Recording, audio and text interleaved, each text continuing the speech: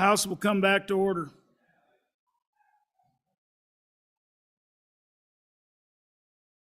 After visiting with the Rules Committee supported that it was appropriate to bring this amendment forward, and I will support that. So Representative Ward, please. Thank you, Mr. Speaker. I move third reading amendment number 7 to House Bill 1 and ask for your favorable consideration. Again, this specifies that none of the funds for UW can be used for any gender studies courses, academic programs, gender studies co-curricular programs, or gender studies extracurricular programs. For those who might not be aware, the university restricted the First Amendment rights of a church elder because he spoke the truth about... Hold it. That doesn't have anything to do with this amendment. You're off topic. Back University of Wyoming is a land-grant university, and programs like this were not the intention for the direction of the university when it was formed. UW needs to return to serious academic inquiry. Mr. Majority Whip, would you come take the chair? I want to testify on this one.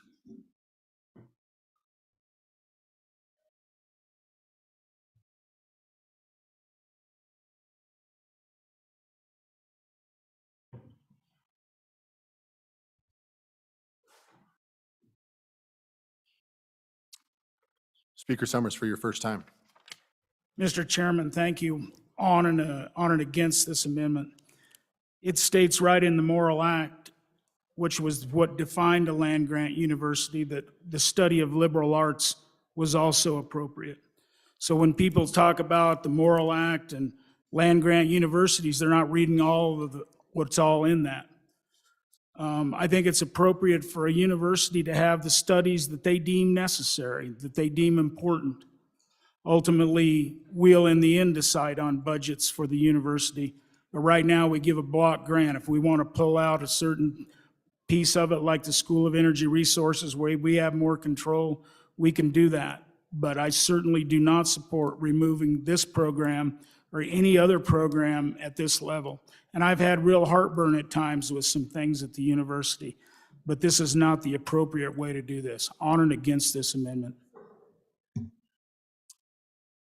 Any other discussion?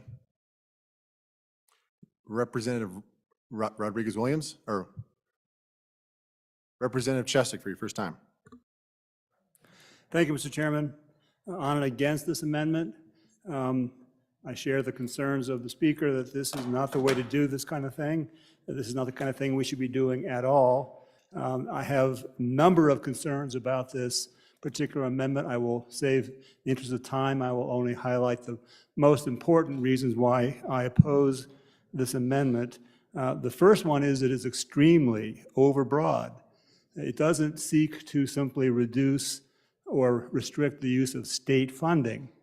On its terms, it seeks to reduce or restrict the use of any funding, federal funding, other funding, tuition dollars, any kind of funding. It goes way beyond the use of mere state funds and tries to dictate to the University of Wyoming trustees how they can spend any money, and that is extremely overbroad.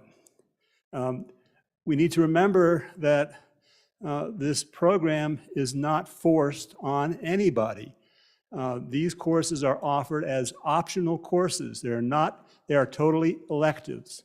Why should we be telling our adult students, and all the students at the university are adults, they can make their own choices about which courses they wish to take. Why should we be telling our adult students, you may not learn about this topic? That is completely against any sort of freedom. Those students have freedom to learn, and they should be given the opportunities. Business is opposed to this. We don't want Wyoming to be seen as a completely anti-LGBTQ state. This kind of bill marks the state as anti-LGBTQ. Businesses don't want that. They want that will limit their ability to attract workers and to attract good people to the state.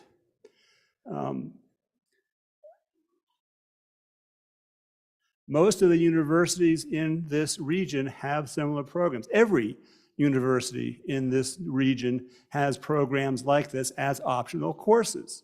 we become less competitive for students. Students will not want to come to this university if we are perceived as anti-LGBTQ. It hurts our competitiveness for good students. For all these reasons, among others, I am strongly opposed to this amendment and urge a no vote. Anybody else for their first time? Representative Stith. Mr. Chairman, on and against this amendment, we are not afraid of ideas. We want our students to be critical thinkers. We want to treat them like adults. If we go down this path of saying there's this certain sector of ideas that cannot be taught at the university, then what's next? Maybe we don't like the way they teach history, so we'll say you can't teach American history, you can't teach indigenous people's history, or you can't teach ancient history. I think this is a path we don't want to go down. Good ideas win in the marketplace of ideas. So let's not be afraid of them. On and against.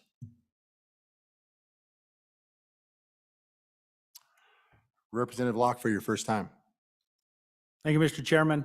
I'm on and for the amendment, and the issue is we are spending the people's money. And so speaking for a large, probably the bulk of my constituents, I'd say they would prefer their money weren't necessarily spent on this, but on and for the amendment.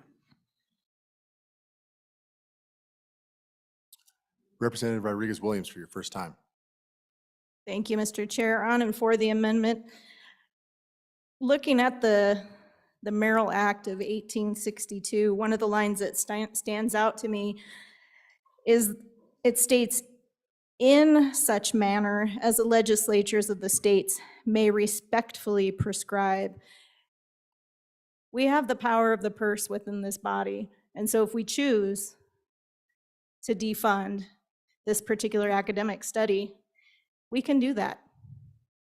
On and in support.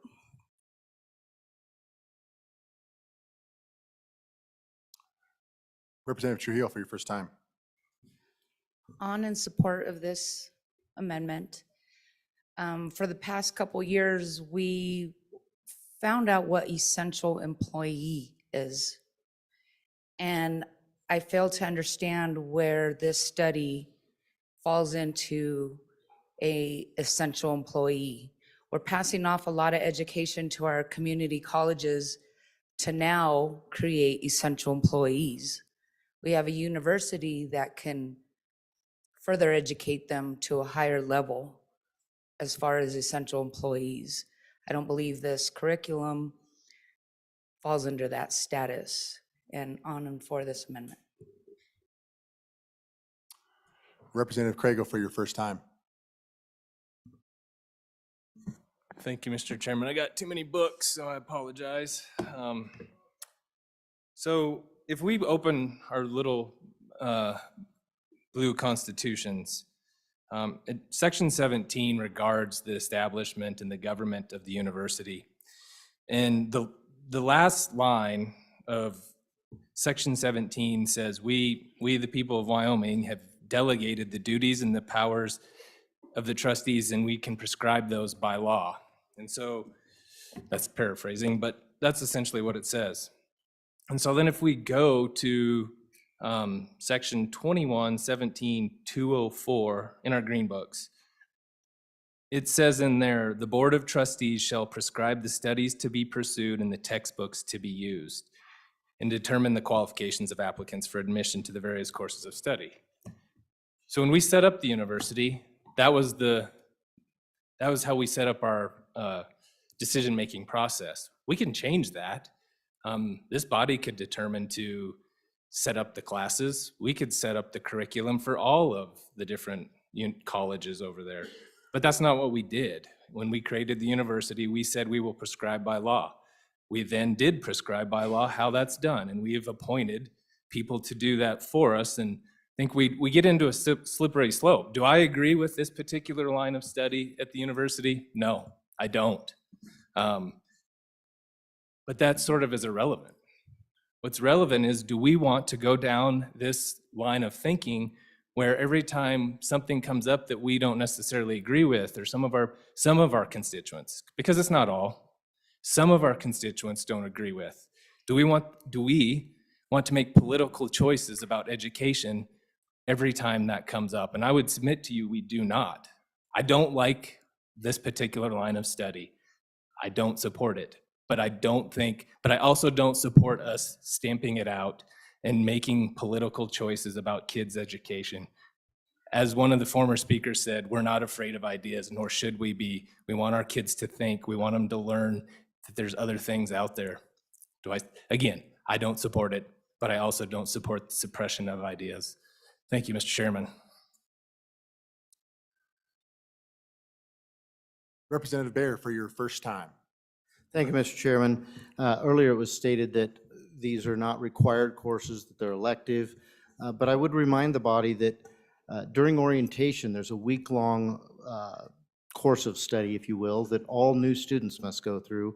And this particular department leads that effort. And there's a great deal of, well, I would say that it's instruction and ideas given that are contrary to what Article 7, Section 20 says that this body is supposed to be promoting. So I would suggest that there's an expansion, if you will, of what this department really is supposed to purview. So to rein it back in by saying we're not going to support this type of study, I think is appropriate, especially when I look at Article 7, in the Section 1, it says that the university, with such technical and professional departments as the public good may require and the means of the state allow, and such other instructions as may be necessary. So I would just point out that I don't think that this study is necessary. And I would urge an aye vote for the amendment. Representative Allemond for your first time. Mr. Chairman, first of all, this isn't history. And second of all, the people of Wyoming do not want these in our university. Thank you. Representative Swanitzer for your first time. Thank you, Mr. Chairman. I'm pretty sure I just heard from the former speaker that teaching gender studies at the university violates the morality clause of our Constitution. Wyoming, the equality state. You're saying that teaching women and gender studies, because it's a women's studies and gender studies program at UW, if any of you have taken a class over there, in the equality state, we are anti-woman? Really? So many of you know I do admissions interviews for, arguably one of our top 50 universities in this country. 2 applicants this year, both young women in Wyoming, bright, above 30 on the ACT. They don't want to stay in Wyoming. They want to go to my alma mater, and you know what they want to major in? Women and gender studies, because they want to go work around the world and help women in disadvantaged countries, become empowered and become equal. So I know we mentioned that gender studies, must be related to LGBTQ, but if you look at most of the curriculum courses over there, it's women and gender studies. And these courses, it's very rare in this body in 20 years I have felt to say that women's studies courses are against the morality clause in our Constitution, I think goes too far for us to say in this body. I'll leave it at that.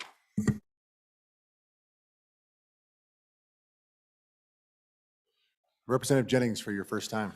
Mr. Chairman, on and for this amendment, I wonder what this debate would be if we were debating about biblical history, not theology, just biblical history. Wonder where this would go at that point. We've seen our culture come and go with how they view things, and this is a statement. It's not saying that they can't have their capability, their opportunities to go learn. They're just saying we're not going to take taxpayer dollars and fund that. And we are the people's representatives. We should be having this debate. We should be deciding where do we want to spend money. Listen, it was a land grant college, and lots of people across this state feel like that it has moved into something else. Can we get into micromanaging? Pretty easily.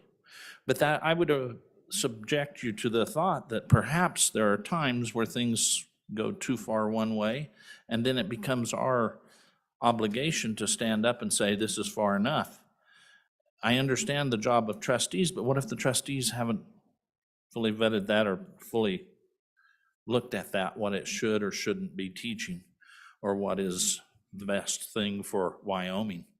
I look at Wyoming and I think High Plains Desert, agriculture. It's the lifeblood of this. I mean, tourism's great and energy is wonderful. But there is a principle here that at stake that we sometimes need to just give a nudge and say, you know what, enough's enough. It's not stopping anyone from going out and taking a class that's put on somewhere. But it is saying that, hey, we would prefer you not spend taxpayer dollars on this, on and for the amendment. Representative Davis for your first time. Thank you, Mr. Chairman. I would like to point out Article 7, Section 20, duty of our legislators to protect and promote the health and morality of the people, as the health and morality of the people are essential to the well-being and to the peace and permanence of the state. It shall be the duty of the legislature to protect and promote these vital interests by such measures of encouragement, of temperance and virtue, and such restrictions upon vice and immorality of every sort as deemed and necessary to the public welfare.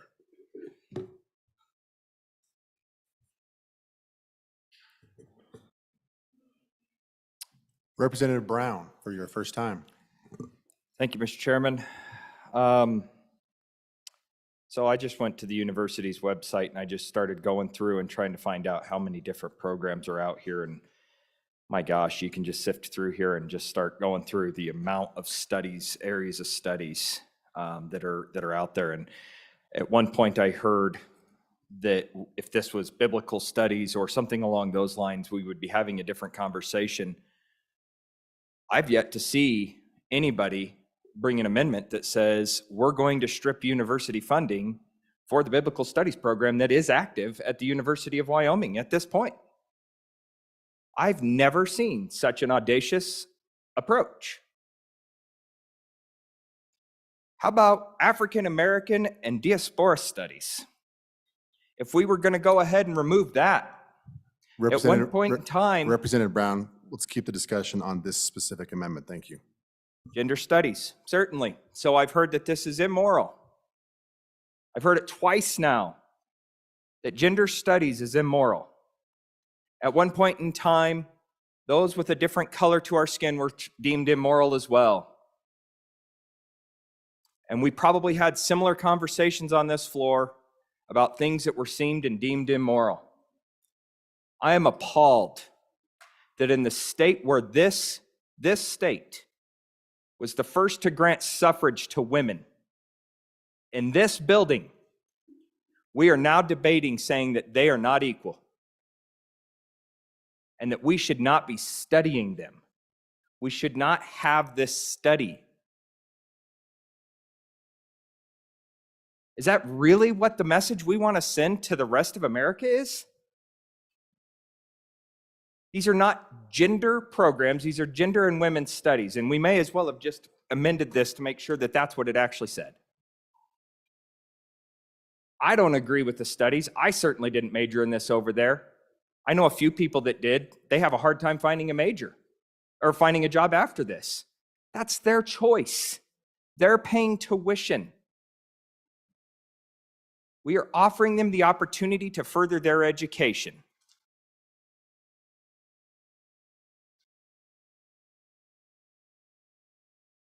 This is Article 1, section, or Article 7, Section 20. I'm absolutely flabbergasted. I am just blown away that has been brought up twice, that this is deemed immoral. Thank you, Mr. Speaker. Representative Strzok for your first time. Thank you, Mr. Speaker. So I just have a point here. The body should not be funding a university program that does not result in good outcomes for its students. The top paying college degrees in 2020 were civil engineering and pharmacology. You've got biotechnology, physics, computer science, aerospace engineering, finances, and petroleum engineering. And the education one receives in the College of Culture, Gender, and Social Justice does not result in these kind of post-graduation success. We have popular music and sexualities, ecofeminism, queer performance and activism. Looking at the course offerings in this program, can anyone in this body explain to me what value these classes have in an institution of higher education? And another class, Cultures of Nature.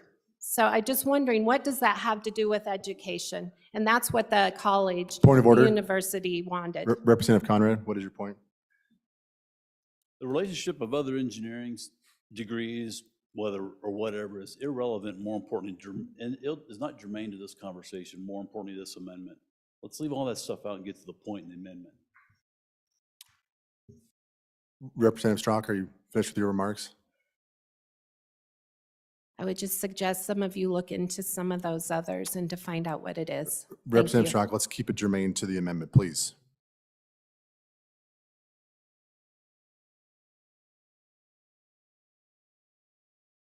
Representative Harrelson for your first time. Thank you, Mr. Chairman. So I think one thing that we need to understand here, this is not disparaging. Our goal is not to disparage at all against women. I had a young gal from my community that was a part of her studies. She had a short stint in here, and I asked her, I said, just can you give me a rundown on that? And she says it's really incredibly sad what it's producing, and she's a very strong, very independent woman. And I said, you know, did it all feel like that's what it was doing? And she said, no, it was quite contrary. So you have to understand the content of this program that we're talking about. The name of it or the title of it would make you sit there and say, oh my goodness, we're the equality state and this is going against women. Well, that's the farthest thing from the truth. And we also, I understand we don't want to throw a baby out with the bathwater, but you have to understand what's in that bathwater as well. And what we're creating out of these programs is an activistic type mentality that's very dangerous. And so, you know, I think it's interesting. We've gotten, this has gotten very exciting. Representative Harrelson, now you're interjecting intent into that discussion. I'm sorry, but we're going to keep this tight now. We're going to let emotions get away, and we're not going to be able to handle it. So you need to be on point on the amendment and keep intent out, please. Thank you, Mr. Speaker. Okay, we'll definitely keep that in mind as we move forward. I appreciate it. So on and for the amendment and against this funding structure. Representative Western for your first time. Thank you, Mr. Chairman. I rise against this amendment. And look, I fully appreciate, I have some serious concerns with the content material of these courses. And it absolutely is within our purview of how these public funds are spent. But if you look at the amendment right there, page 6, federal funds or other funds. So this is saying, let's say if someone wants to donate a bunch of money to the university to study this, they couldn't even spend it on this curricula even if they wanted to. I think that's a very clear distinction. Again, we have the right to tell universities how to spend the money if we are the ones appropriating it, but if it's private dollars, that's on them. So, on and against. Representative Heiner for your first time. Speaker, thank you. We live in a state that unfortunately only has one option for a university, the university we're talking about. Other states have multiple options, but because we only have one option, we are all in very much support of our university. I think that's not in question, but they cannot offer all the different curricula that is out there. It's just impossible for one university to have everything. And so they must focus on those experiences, those educational experiences that will be of most benefit to the populace here in Wyoming. Gender studies is offered online. we're not going to make it so they cannot get a degree in gender studies if that's what these individuals want to do. A whole degree is offered online by multiple different universities, but we need to focus our university here in Wyoming, our only university, on those types of educational experiences that will be of the best benefit for our youth so that they can get a meaningful job here in Wyoming, we hope, that they might stay, because one of our biggest exports are our children. And so we need to try and keep our university from trying to meet all expectations from every avenue of the populace, because it's just impossible to do that. Thank you, Mr. Speaker. Anybody else for their first time? Anybody for their second time before the sponsor? Representative Zwanitzer for your second time. Thank you, Mr. Speaker. Just a quick reminder, the reason we have these courses is because people take them, right? If there weren't people signing up for these classes and wanting to enroll and wanting to, I'll say gain this knowledge and understanding, and I know I might get some pushback on that comment, they wouldn't be offered if nobody was enrolling. And so certainly in a free market, right, if people want to dedicate their intellectual, their higher education that in many ways they're paying for, sometimes, the Hathaway is paying for, but they're investing in our programs and in our curricula to take these courses to further their understanding and their knowledge and their intelligence about the world around them and the societal changes. And so, yes, maybe that's dangerous or that creates activists, but I would say we want people to be passionate about change in the world. I mean, that's why we have doctors. You want them to be passionate about medicine. We have economists. You want them to be passionate about economics, right? People take these programs so they can learn to go make a difference in the world in the way they see fit. Whether they'll stay in Wyoming, I'm not sure or not. We had 35, high school juniors and seniors with us today. And you ask how many of them want to stay in this state because they're all they think a little differently than maybe the majority of the state. They're not clamoring to stay here. They don't think they really enjoyed what they saw here today when I talked to them at lunch and some of the bills they're hearing. So I understand maybe it's a minority of population of the state or people coming here who want to take these courses, but they want to take these courses. And what they're learning, if we think it's productive or not, they think it is, and they're sticking with these programs. When those people quit sticking with the programs, the free market will close them on its own, not the government. That's not our role. Representative Trujillo for your second time. Thank you, Mr. Chair. Still for this amendment.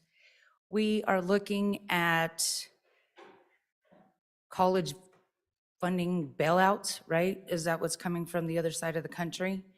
And where's this money being spent? What was did somebody call a point of order? Okay, all right. Sorry, I thought I heard it.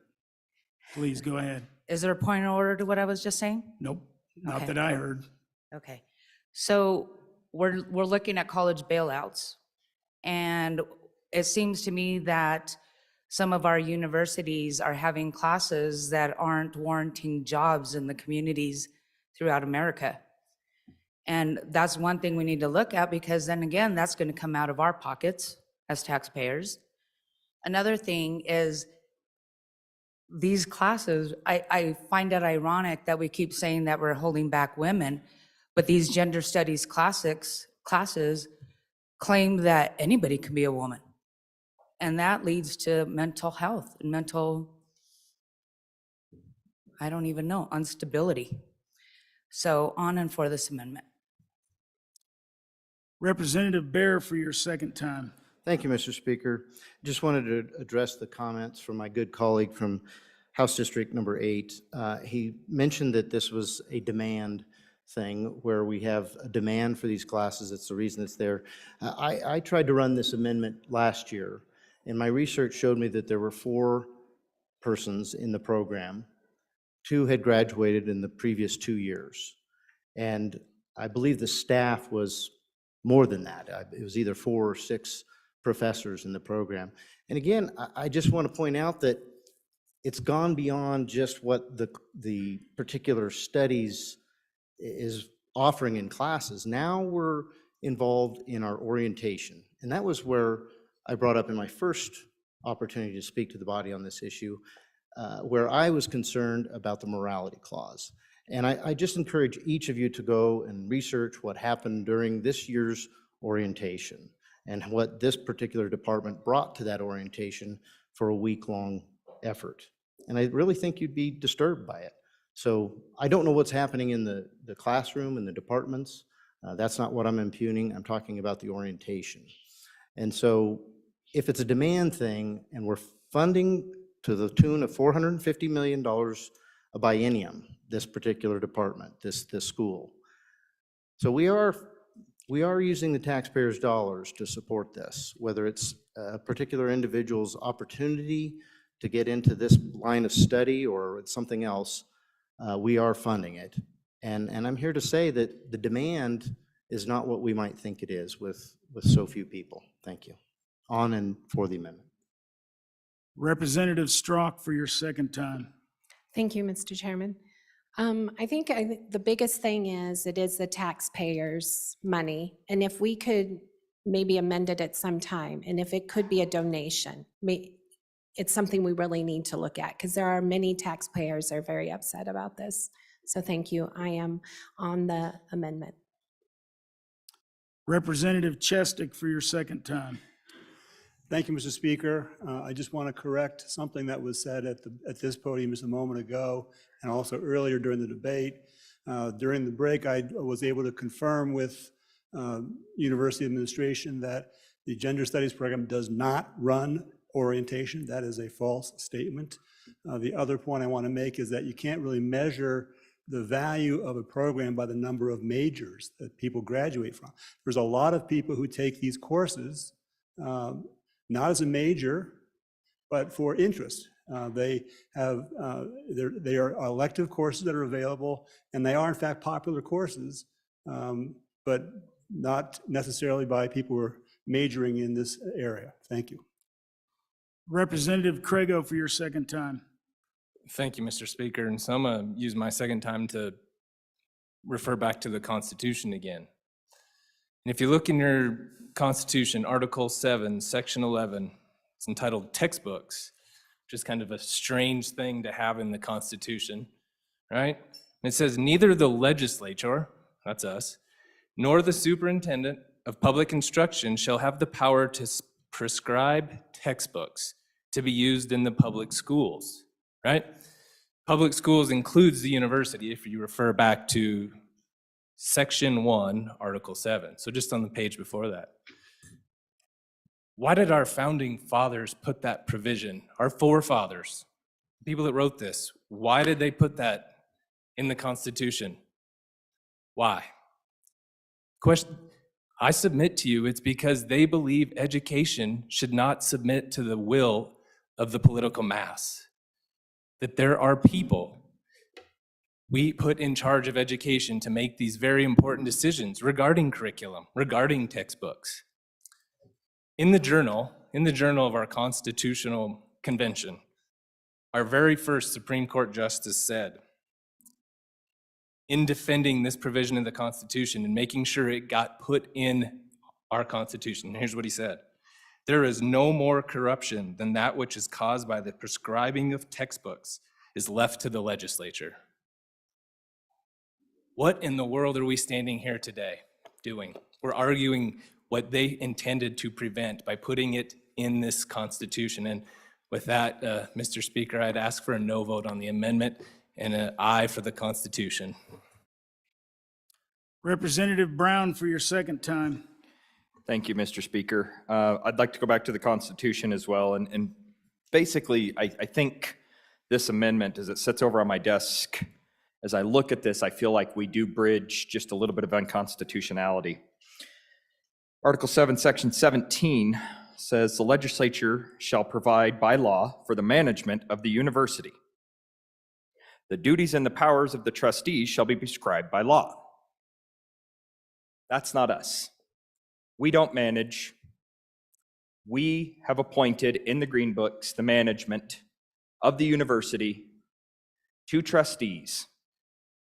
I've heard it more than once that you can't have everything. One thing that was, I had to think back, and it was like either my first or my second year in the legislature, that we can't have this program, you can't have all these programs. It was the second or the third year in my legislative career that I remember the president of that university came back and eliminated some 50 programs of study because they weren't being utilized. This particular program was actually reabsorbed and reutilized in a completely different fashion. They eliminated portions of this program that were not being utilized. So to the idea that we have delegated the power and the authority to a board of trustees to manage the university, and then for us to come in a budget bill and restrict the use of funds based off of the management of the university is a step too far, in my opinion, Mr. Speaker. Thank you. Representative Rachel Rodriguez-Williams. Thank you, Mr. Speaker. Body Wyoming taxpayers do not have to submit to the woke agenda. The people, through their elected representatives, such as me and you, can push back. On and for. Representative Alleman, let's keep our conversation tight here, please. Mr. Speaker, I'm on and for the amendment, and I think the university can buy any textbooks they want, but I don't think they need these classes. And if I go home and let people know that I voted for this, I won't be coming back. Thank you. Representative Jennings for your second time.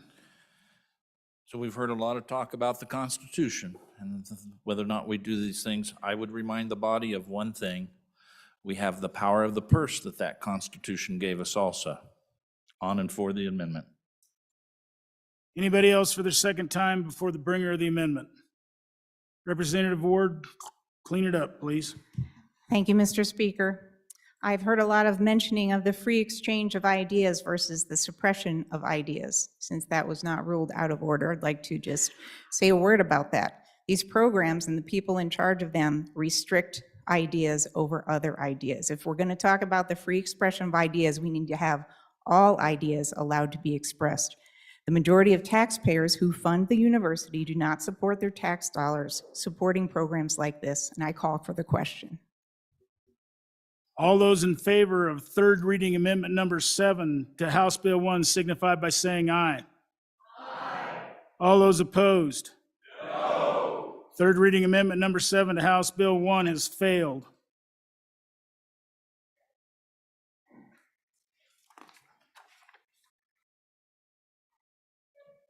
Third reading amendment number 8. Representative Larson. Thank you, Mr. Chairman. I'd like to withdraw third reading amendment number 8 to House Bill 1. Yay. The next amendment is third reading amendment number 28. Representative Harshman.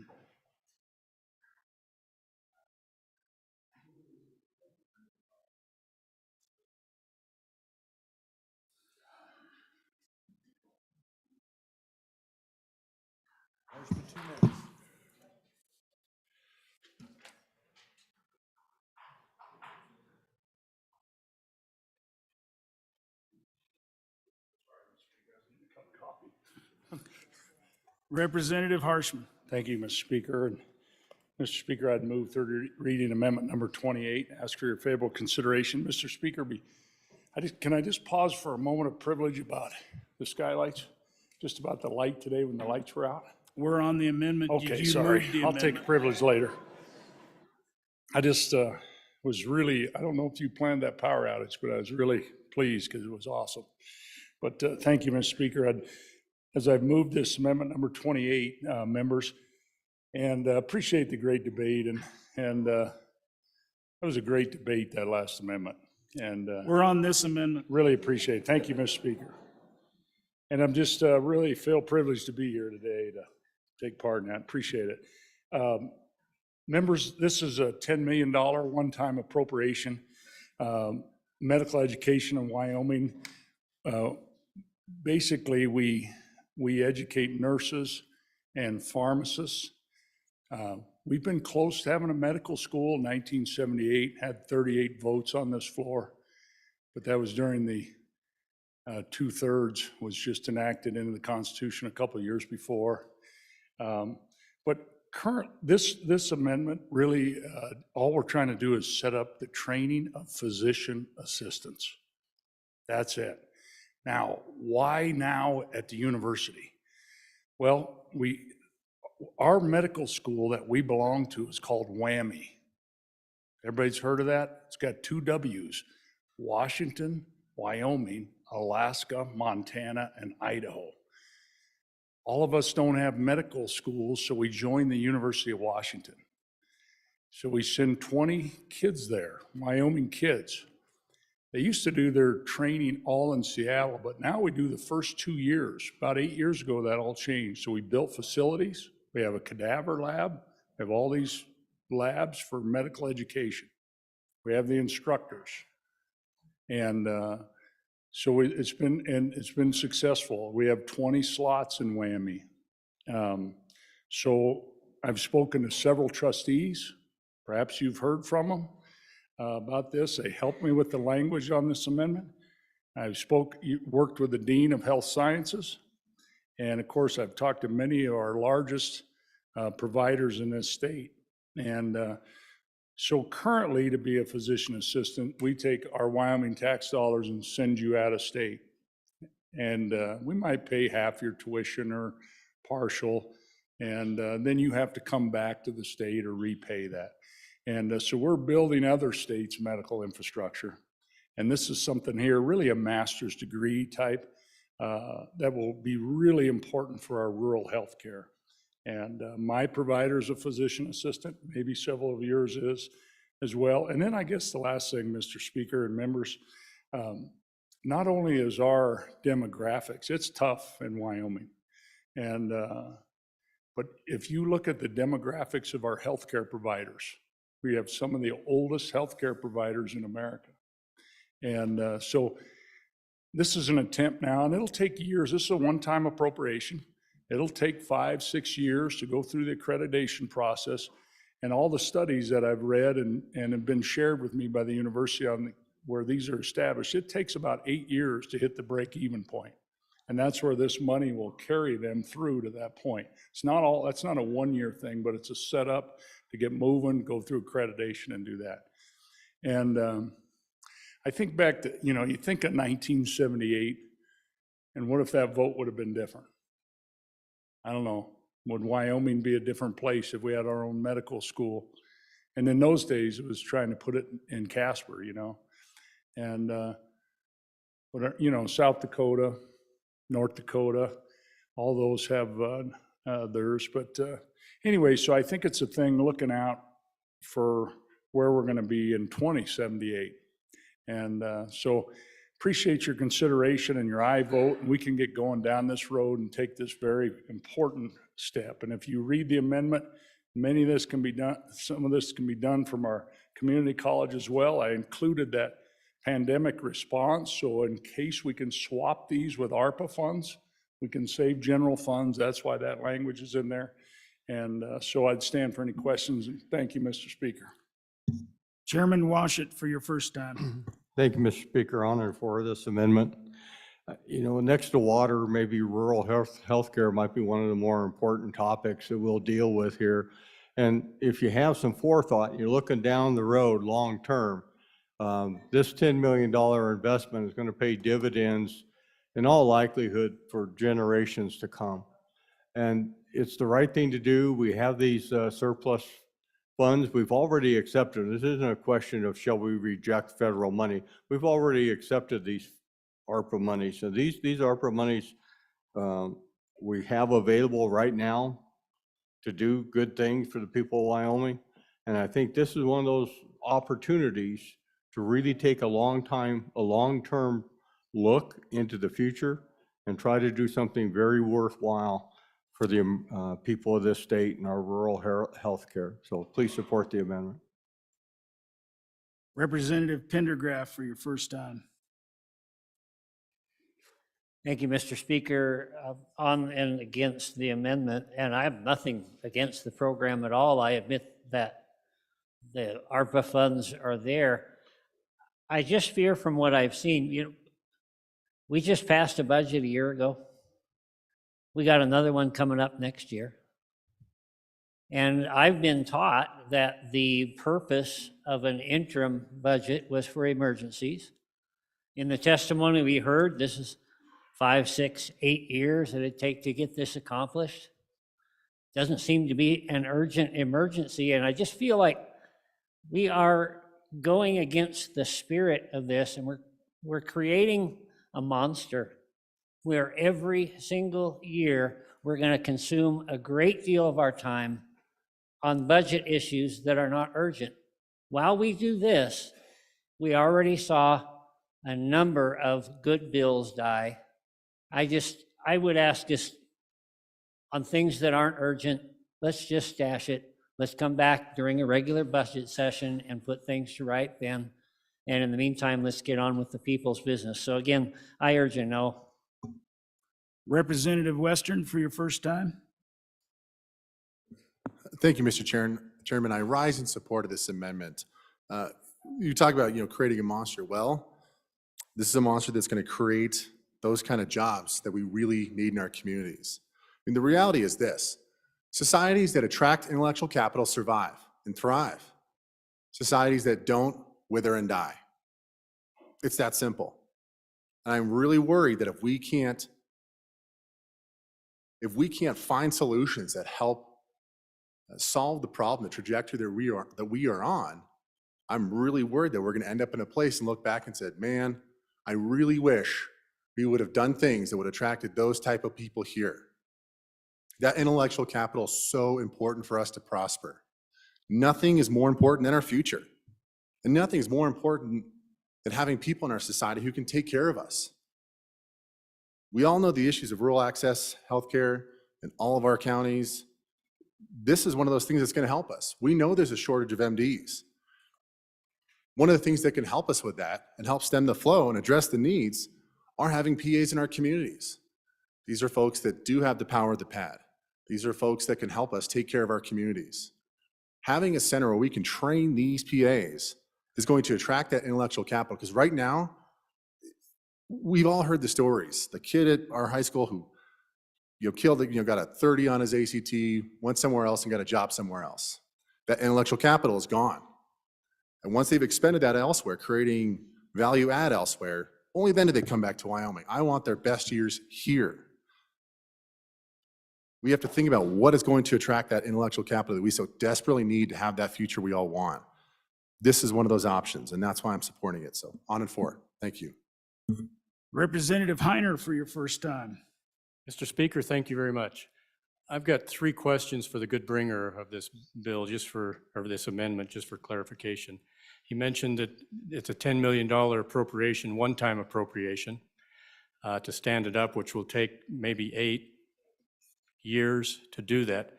After that, once it's stood up and you have accreditation, will there be a cost afterwards to be able to sustain that college or whatever, the facilities that they will need to train? Second question, and 8 years or so to get that. So second question is, could we expand WWAMI right now and start training PAs today without having to go through this 8-year time period by just expanding what we already have in place with WWAMI? Third question, in your bill, in your amendment, you mentioned ARPA dollars that may be available. Did we use some of these ARPA dollars for WWAMI, which already is in place to train medical providers for Wyoming? And I agree wholeheartedly, we need more medical providers. But how do we get there the quickest and most efficient way? Thank you, Mr. Speaker. Representative Clouston for your first time. Thank you, Mr. Chair. So just some facts to share with you folks. Right now, the job market increase for physician assistants is 31% a year. Currently, there are 12,700 openings for physician assistants. So I ran this amendment past 7 different facilities in Wyoming today. Every one of them said, yes, we need physician assistants and this would be a benefit. They're having trouble recruiting to Wyoming, and the theory being, if we can get students here, train them here, and we can keep them here once they learn. You know, a physician assistant or a nurse practitioner, much better economical situation for our clinics, our hospitals, and our rural communities. So I am on and in favor of this amendment. Thank you. Representative Penn for your first time. Thank you, Mr. Speaker. My concern here is, every time we identify a need in our society and we rush to fill that need with something that's taxpayer funded, then we interrupt the free market. We fill the void with something that's taxpayer funded and the free market can't compete. And if we have a need, then let's let the free market take its course. On and against. Representative Ottman for your first time. Thank you, Mr. Speaker. Just to add to this and to also possibly ask a question, one of the reasons that we have this huge need in this state is because of the requirements that we have in some of our hospitals because of mandates and because of the policies that are saying you need to have these inoculations or do this in order to work here. At our local school, you can not believe, but I know because I just talked to the community college in my town just before I came here, and I said, surely is it still a requirement that people need to have this protocol done before they can stay in the school? Because lots of students left the two-year college that they were so happy with because of the mandates for their health care. They had to do things as medical students that they were against. And while there are many people that understand that and may believe in it, there are also health care students and professionals that do not. And we see the loss of those health care people in our school, in the hospitals, in doctors' offices. So my question for this is, while we're looking to make this school and to do some, because I am very for PAs and things, I think it's wonderful, but are we going to be discriminatory as far as the people that can attend that and do that? Or how are we going to do that? I really think that we need to look at what we're doing. Oh, and the reason it's mandated is because they may have to go do their clinicals somewhere that mandates it. So it's a big mess. So to think that we're going to fill this void just like that, we've got to change a lot of other things first. Thank you. Representative O'Hearn for your first time. Thank you, Mr. Speaker. Just like the last speaker, we all need PAs and we all appreciate them very much. This is a good program to make that happen. And on and for the amendment. Representative Locke for your first time. Thank you, Mr. Speaker. I just, more than anything, this is just a little bit of a question trying to understand, but I do know that our university has very sophisticated labs to support our pre-med programs, which I know is very highly sought after. Same thing for our nursing programs. I know for a fact people come from all over for that nursing program, so they do a great job.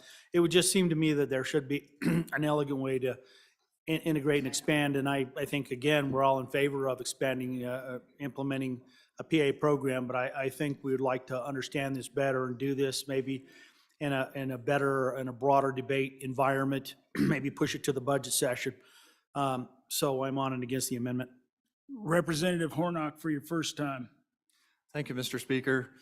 In Wyoming, with our pools of money, we do some very wise investing. And one of the things that we do is we take a 5-year average rate of return before we allocate funds for various things. It's based on a 5-year average. It seems like we are spending right now based on a 5-month average.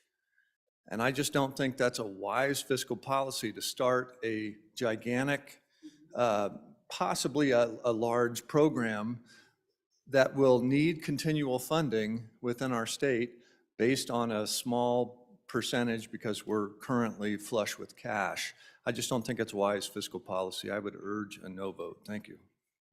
Representative Lawley for your first time. Thank you, Mr. Speaker. I'm on and for the amendment. I have a family member, a daughter-in-law who is a PA, and I've learned a lot over the last 10 years about the role of PAs, and it's growing. Mid-levels are the answer to many of the problems we face right now, especially in rural areas. And so I believe Wyoming should step up. And I want to address the issue about the free market. The free market does not produce degrees. They don't create education opportunities. We're talking about the University of Wyoming having the opportunity to stand up a program to train PAs, hopefully to encourage them to stay in Wyoming. So I just don't see that argument really relating to this amendment. And again, on and for the amendment.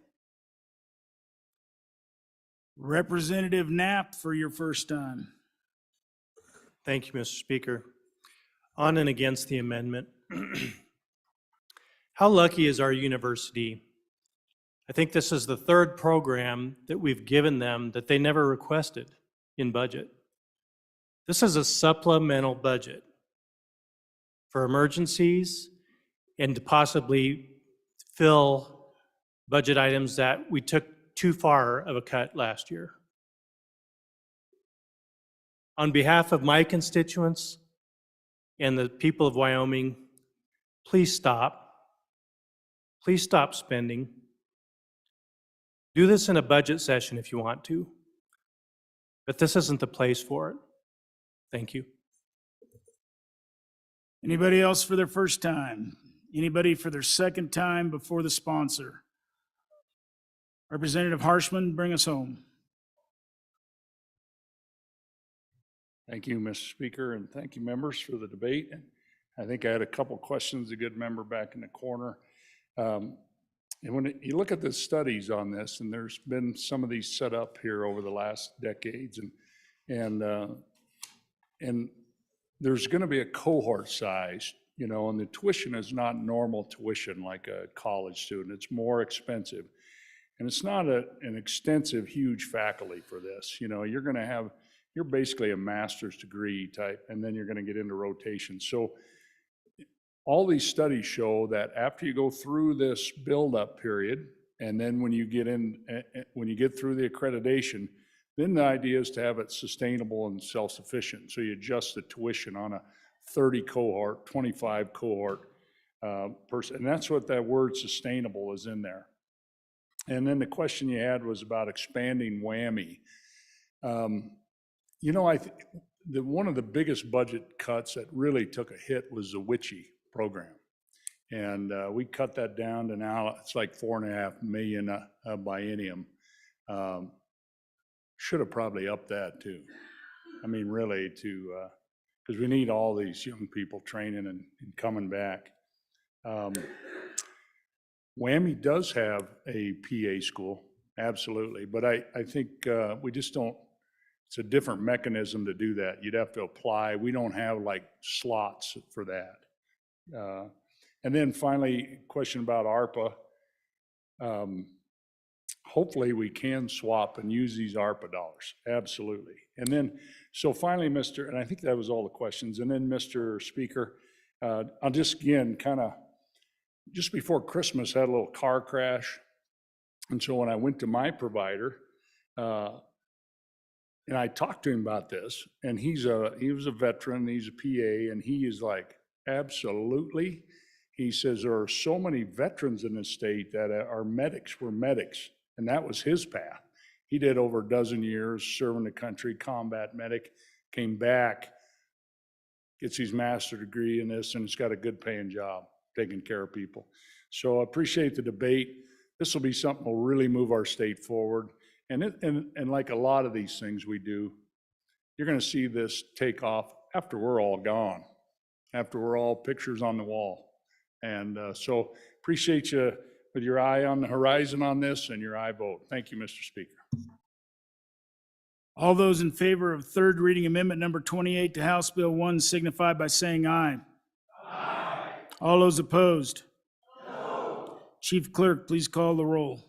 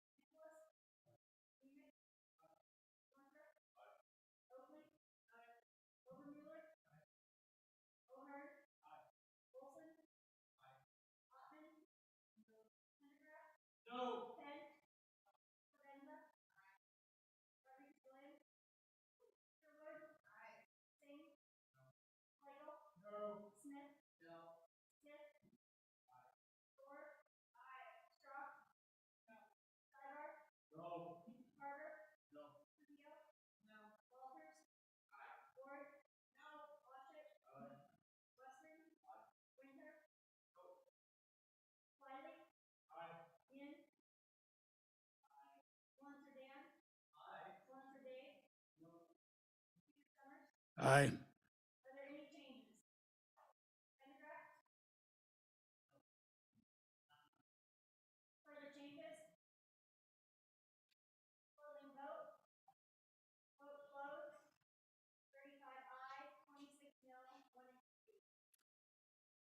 Third reading amendment number 28 to House Bill 1 has been adopted. The next amendment for our consideration is third reading amendment 29, Chairman Zwanitzer. Thank you, Mr. Speaker. Move third reading amendment number 29. Ask for your favorable consideration, and we'll try to be brief. What this does, for those of you not aware, there was a multi-state opioid settlement several years back, and money is flowing into our opioid settlement account.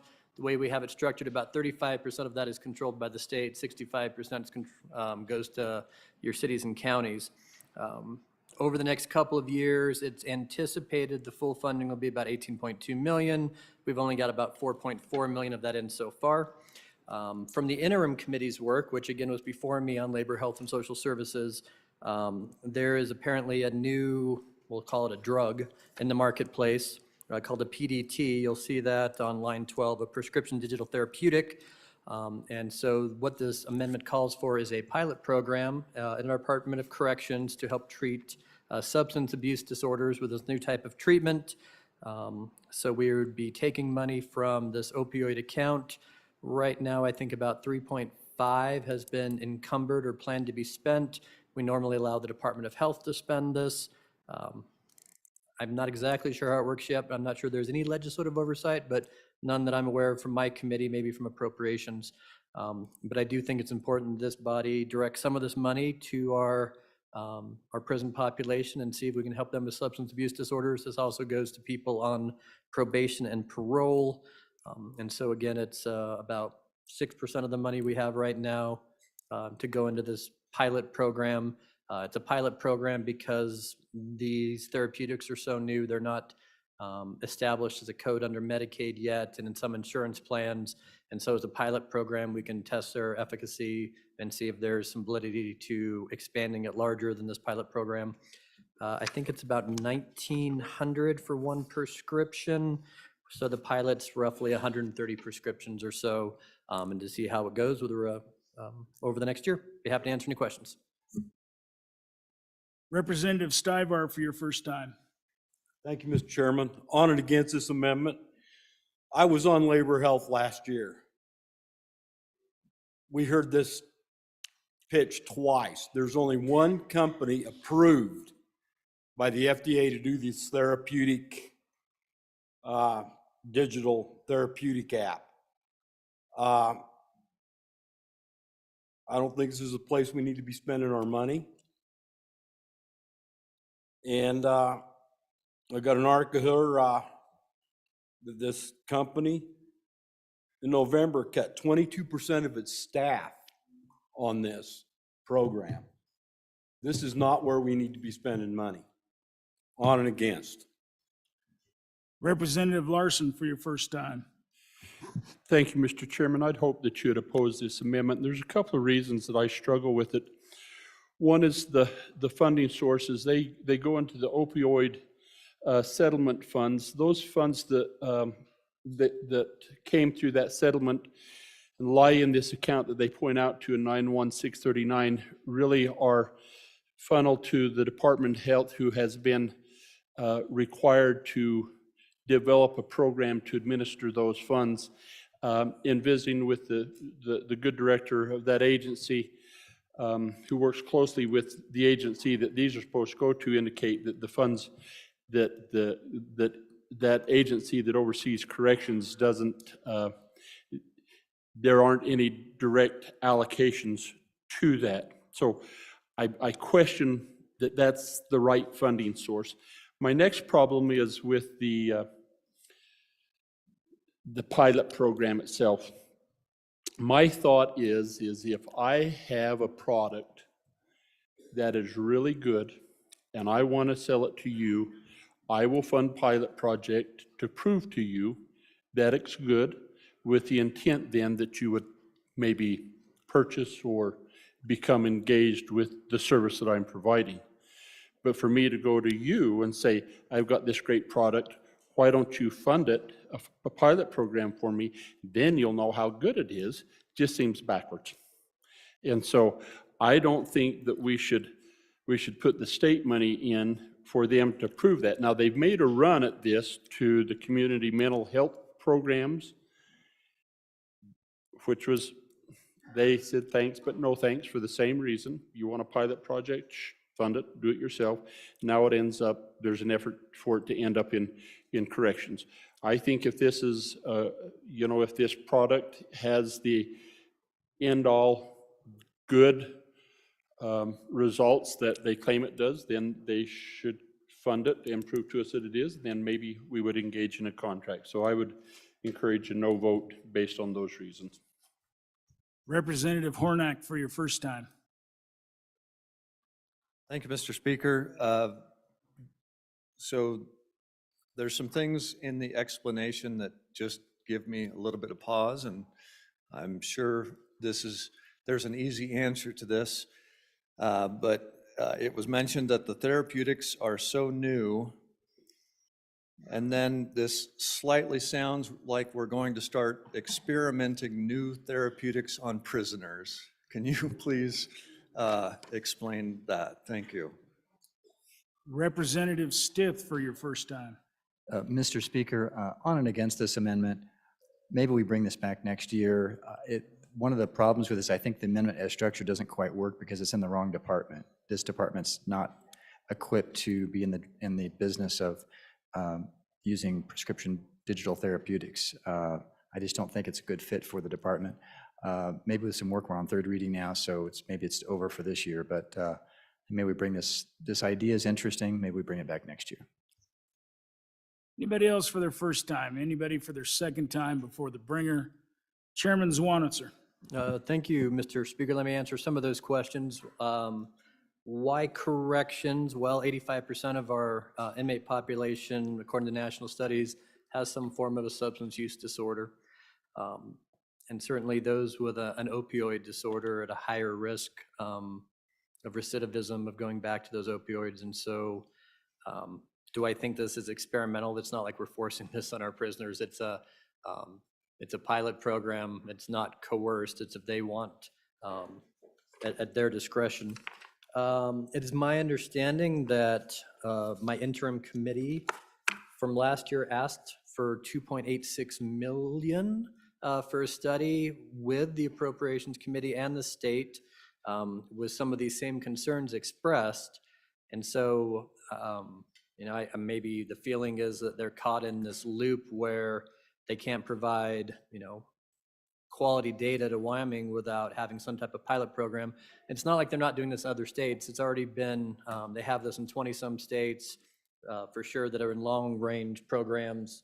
They're just asking for, to try it out here in Wyoming. I do understand that a lot of testimony was heard in the interim, as mentioned, for 2 different meetings.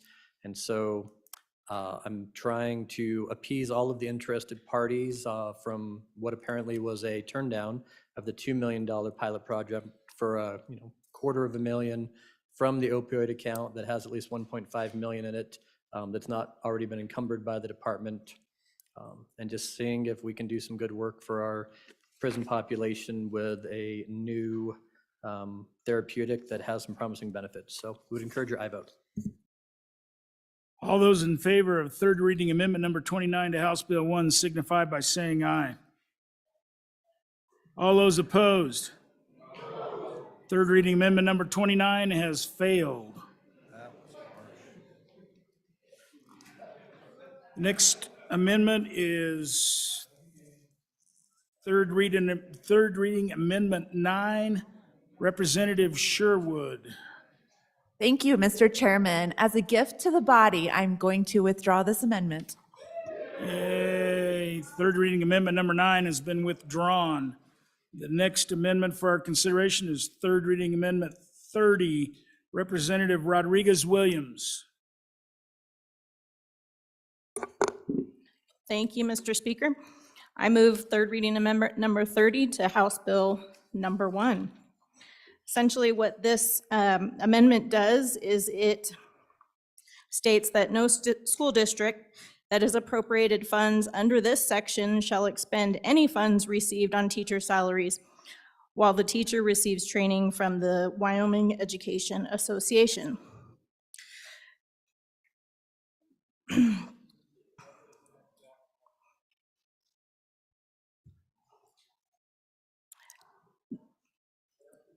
The amendment prevents the association from using taxpayer-funded dollars to promote an ideological agenda. I personally have a lot of concern, and as do my constituents, with the agenda that this association that promotes education in Wyoming is pushing. And they are member-based, and they do not receive any state or federal dollars for the work that they do. I believe that if a teacher is going to attend one of their trainings, they should take the day off, take a vacation day, a comp day, and we shouldn't be using our taxpayer funds for that. I stand for any questions. Chairman Northrup. Thank you, Mr. Speaker. So I curiously texted a few superintendents and said, hey, how much is being spent on this and what do they do with it if it is being spent? And the reply was very few teachers belong to WEA in my area. And they also said when they do education of those teachers, it's mostly for harassment training. Chairman Harshman, for your first time. Thank you, Mr. Speaker. Maybe just a little more information. I guess I could say that, so this Wyoming Education Association, and it's spelled out on line 8. And really, what is it? It's an association of people who teach. And we have all kinds of associations. I mean, some of you are probably with that group that grows stock, and maybe wool, and maybe drive trucks. Maybe you're a trial person, you know, attorney. So there's all kinds of associations. But I think there's a couple problems. First of all, there are several districts that we don't appropriate any money for. So they must be exempt from this because they're recapture districts. We don't appropriate a dollar to them. Secondly, I think this violates multiple parts of Article 1 of our Constitution. I mean, people on a Saturday, you're telling them they can't go and get together and assemble? I mean, come on. Thirdly, this is not happening in any school in Wyoming where this organization is being paid by a school district to provide training. It's not happening. And if it is, I'd like to know when and where and all that and provide the facts. But this, again, is one of these things that comes to us. And I guess Mr. Speaker, I'm trying to solve problems. And I don't know exactly what problem exists that we're trying to solve. And so I think, you know, if this is going to start picking out associations and we're going to violate the Constitution, let's bring one for the stock growers. Let's bring one for the truckers and the lawyers and so on. Where does it end? Thank you, Mr. Speaker. On and against. Representative Ottman, for your first time. Thank you, Mr. Speaker. And to go along with the last speaker for just a second, there are a lot of educators that are not part of this. But as a past educator, this was the organization that was automatically referenced into who might you want to join as an employee. So there's a whole history there. But I would just say, as an association, and with this amendment, it is not saying that teachers can't go or school districts can't support or introduce. What it's saying is that it should not be association training from basically really a lobbyist union organization that is very politically active. They have a PAC that is Easy, be careful. Oh, okay. They have a sorry. Anyway, they are very strong. very strong. And if you look at their website, you will see that they are very, very active. So it's not just for training. And yes, it is in Wyoming because it's the Wyoming Education Association. So I would just say they don't need the funding. They are very well financed, and this is not something that needs to go. Also, if you look on their website, you will see that there is some things that are led to, like a fist in the air for one of their logo things. And that, you know, that's not where we need to go with teacher training. And if a district does want to do that, that's fine, but it should be an individual thing and not part of what's paid for. Thank you. Representative Berger for your first time. Thank you, Mr. Speaker. I have a few questions here. I am a member of the Wyoming Education Association. Oh, sorry, I'm a member of this association. Actually, it's mentioned in the bill, yeah, so it's, staying on the bill. you're okay. It's in the amendment. You're fine. You So can what say I'm, it. what I'm asking here, trying to clear this up in my head. So you appropriate money, so I take a salary, district pays me. And so when it goes to my account, you're saying that I cannot be a member, and because now it's my money, and then I pay my dues. And then you're also saying that the school district is paying us to go to these trainings. They're not. I go to Wyoming Education Association events on my own dime because it's not part of the district, you know, and but it's still my money in my account that I go pay for that. So I guess, are you saying that now I can't use my own money? Is my money in my account not mine then, that you paid me to use it for? I guess on and against this amendment. Yeah. Representative Oakley for your first time. Thank you, Mr. Speaker. Wow, freedom. But this amendment tells you how you can or cannot spend your time, how you can or cannot spend your money, and who you can or cannot associate with. Vote no. Anybody else for their first time? Representative Locke for your first time. Thank you, Mr. Speaker. I'm just trying to make sure I understand this, and so maybe I'm going back to the bringer.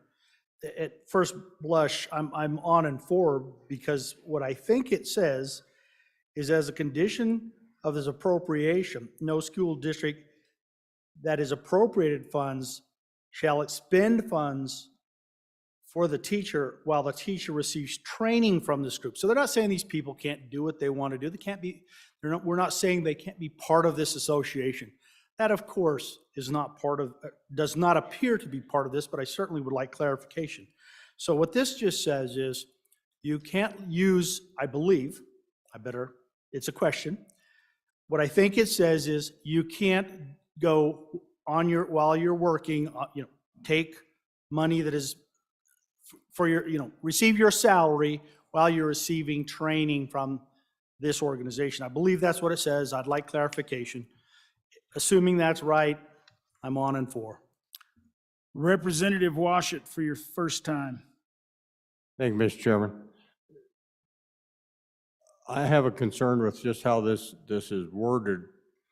For example, if this association were to offer training that occurred in a series of training events, maybe over the course of a semester, while the teacher receives training, I think what we're trying to say is, if a teacher takes a day off on Tuesday to go to training offered by this association, the district can't pay him salary for having attended on Tuesday. I think that's what we're after here, but I'm not sure that's what the wording conveys, because while the teacher receives training might be more than a workday. It might be an online instructional modality that takes place after a school day or something. I just worry that while the teacher receives training, is not particularly precise. Chairman Zwanitzer, for your first time. Thanks, Mr. Speaker. Just a question, and I'm not sure how all districts work, but I know in my district, the teacher's salary is paid on a yearly basis as a contract, and so they may be off for a couple of weeks in the summer and want to go to one of these trainings that are put on, but I would assume they're still on a salary at that point, even if they're not working that day, is the way our contracts work in my district.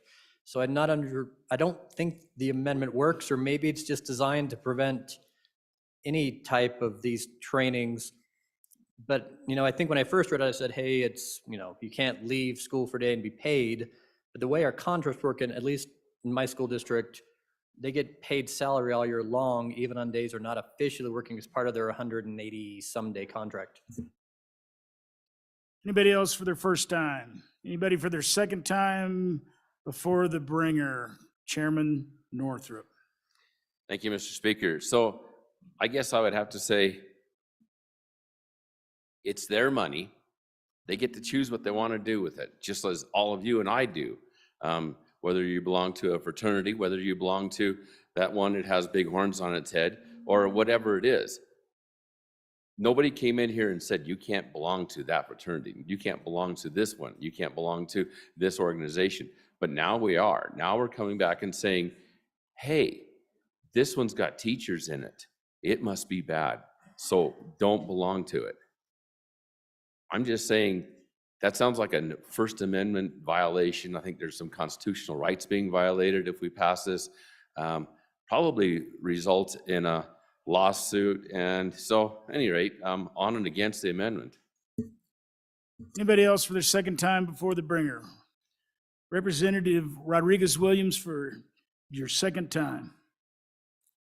Thank you, Mr. Speaker. Again, the legislature has a power of the purse, and the people have a right to raise their concerns through their representatives as to how they want their taxpayer funds being used.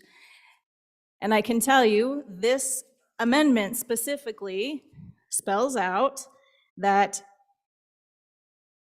if a teacher is attending training that's sponsored by the WEA, they need to do it on their own time, take a day off, etc.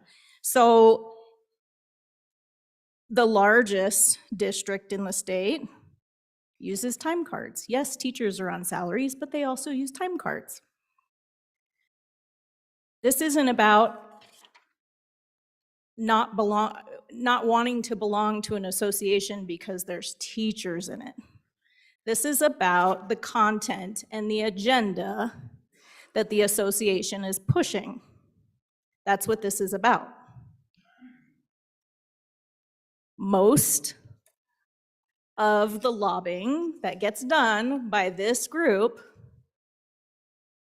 does not take into account public safety or the safety and well-being of the children, in which it is overseeing and promoting educational opportunities for teachers. Furthermore, the programs that are being offered to teachers and school districts within the state are not even accurately data-driven or evidence-based.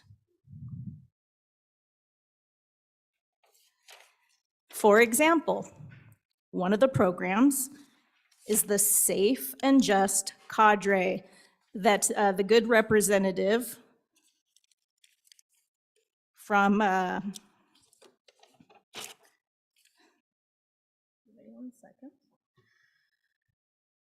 District 34 mentioned, that uses the raised fist. It promotes an ideological agenda. They use a national survey, the results from a national survey, to justify the need for this training, and they're promoting it widespread across our state. They cite bullying in this national survey as the need for this training. Wyoming, at its sole university, has a statistical and analysis center that produces its own survey. with the acronym PNA. The data shows something different. Recent data.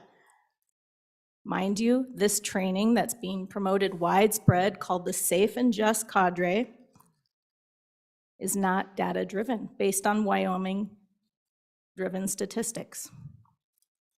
So, again, what this amendment does is says that if a teacher wants to attend a training that's promoted specifically by this association, they need to do it on their own time, not at the taxpayer's expense. Thank you. All those in favor of third reading Amendment 30 to House Bill 1 signify by saying aye. Aye. All those opposed? No. Third reading Amendment 30 to House Bill 1 has failed. So we are now at halfway on our amendments, just so you all know. The next amendment for our consideration is third reading Amendment number 31. Representative Hornock. Thank you, Mr. Speaker. I withdraw Amendment 31 in the hopes that I might start a trend. Thank you. Third reading Amendment number 31 to House Bill 1 has been withdrawn. Thank you. The next amendment for our consideration is third reading Amendment number 32, Representative Heiner. Mr. Speaker, thank you for this opportunity. Members, I've got 4 amendments that I've had submitted. 3 of them I will withdraw when the time comes, but this is one that I want to carry forward and lay before the body. We are spending a lot of time Could you move appropriating. that? I'm sorry. Could you move that Thank amendment, you, please, Mr. Speaker. Representative Heiner? I'm sorry. Mr. Speaker, I move third reading Amendment number 32 to House Bill number 1 and ask for your favorable consideration. Thank you. Members, we spend a number of weeks here actually appropriating money for the state, and then we'll joyfully go home again and hope that it all works out. And sometimes it doesn't go the way we desire it to go when we appropriate the money. So we heard on Monday a situation that our Appropriations Committee explained to us when we appropriated wage increases last year. And when we came back, we found out that those wage increases didn't go exactly the way that they were intended. And so some individuals got more than what we had anticipated. What this amendment does is it ensures that the ECA goes where we intend it to go. So the custodians will get the raise that we intend that they get. The bus drivers will get the raises that we are intending for them to get. The teachers will get the raises that we intend that they get. The money that we allocate for energy will be used for energy costs, for the inflation factor of energy. This amendment doesn't ask for any more money. It doesn't take away any money. All it says is let's put sideboards so that the money goes to where we, as a body, appropriate the money. And then at the end of the year, the school districts will make a report to our elected official that's over this organization to ensure that that money is spent and allocated where it was intended to be. So members, I appreciate your consideration of this and ask for your favorable consideration. Representative Larson for your first time. Thank you. I'm a little curious because it doesn't involve all of the district in the state. It only addresses those who have funds appropriated to them. And we have 3 districts that don't have funds appropriated to them. They're the captured districts, the 3 biggest ones. One up there where we have a lot of coal, one over there where the mountains are tall and pointy, and then the good county where the speaker's from would not be included in this because of they're not appropriated funds. So if the Breener could help me with that and understand why they're not included in this, I'd appreciate it. Chairman Brown. Thank you, Mr. Chairman. So I want to ask a question first because I'm just trying to pull up the original amendment from yesterday from the Summers Amendment. And I want to make sure that it says it's deleting a big portion of the Summers Amendment. And I just want to make sure that we're not deleting the ECA. And I'm seeing a head shaking, so that helps me. So I don't have to wait for a question or the answer on that. Now, my concern with this is we can have the intent of the legislature to do what we want. The kicker on this, ladies and gentlemen, is we supply a block grant model. That's the nature of the beast. We supplied the block grant model. We supply that money to the school districts, and our local school districts have elected officials which are closer to the public than we are, and they make the determination on how that money is spent. We do not. I have served on the education committee now for 7 years. I've had enough on my plate in that education committee that I can certainly tell you with 100% absolute certainty, I do not want to micromanage every single school district's budget. That is not going to be a priority of mine. The idea behind this is noble. I understand the reasoning behind this. I cannot support this because we have not adjusted in this body and the other body down the hall the external cost adjustment and sustained it correctly for multiple years. And what that has done is that has offset the ability of these school districts to pay for certain things that have been offset for multiple years. And so on the process of the fact that we have not kept up with funding on 1, 2, or 3 years, and then we give them a chunk of money and we say, well, you have to use it for this. We don't even fund them for the amount of teachers that they have right now. We fund them in different ways. They mix and match on how that block grant goes to work. How this district here uses it is completely different from that up in Gillette, and is completely from that over in Star Valley and in Evanston.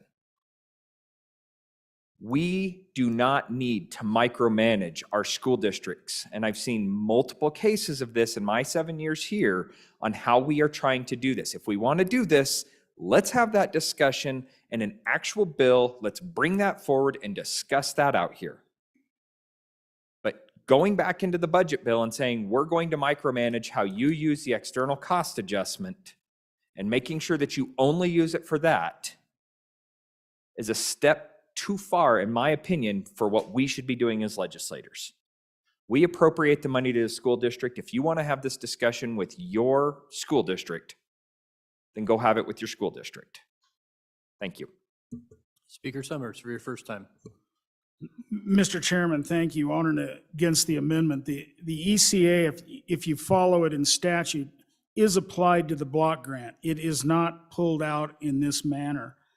And if you want to change this, the green books, go in and change the green books, but you don't do it in this manner. And frankly, I'm not sure this would even be frankly constitutional way to a constitutionally appropriate means of providing an ECA. So on and against this amendment. Representative Bear.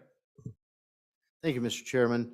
I think we've had a pretty good discussion here about how the ECA works and how the block grant works. And I really appreciate the bringer of the amendment for that very purpose, because this body needs to understand what the complications are there and what angst it has caused for this body and for the educators, frankly, as well, when we are bound to work with a model to come up with our recalibration, which we failed to do a couple of years ago, my freshman year. And that's probably what has led to this. We failed to get that recalibration, and now we need to do an ECA. I appreciate that we're getting that accomplished, and maybe that will have something to do with the outcome of what's happening in the courts in this regard. But this is, I don't think, out of line to put a few sideboards on this particular external cost adjustment. And the word cost has meaning. And here we are providing something that says we're going to pay on the utilities portion what truly is the cost. The money's going to be available. You pay for your utilities. If there's an increase in cost, it'll be justified.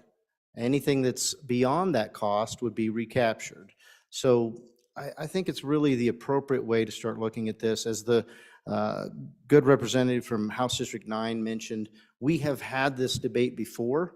Many of you are new and haven't heard this debate yet, but the debate has happened about trying to put sideboards and configure how we do the block grant in an effort to try to provide a better outcome. And I think that's what all of us are here are really interested in, is providing a better outcome in education.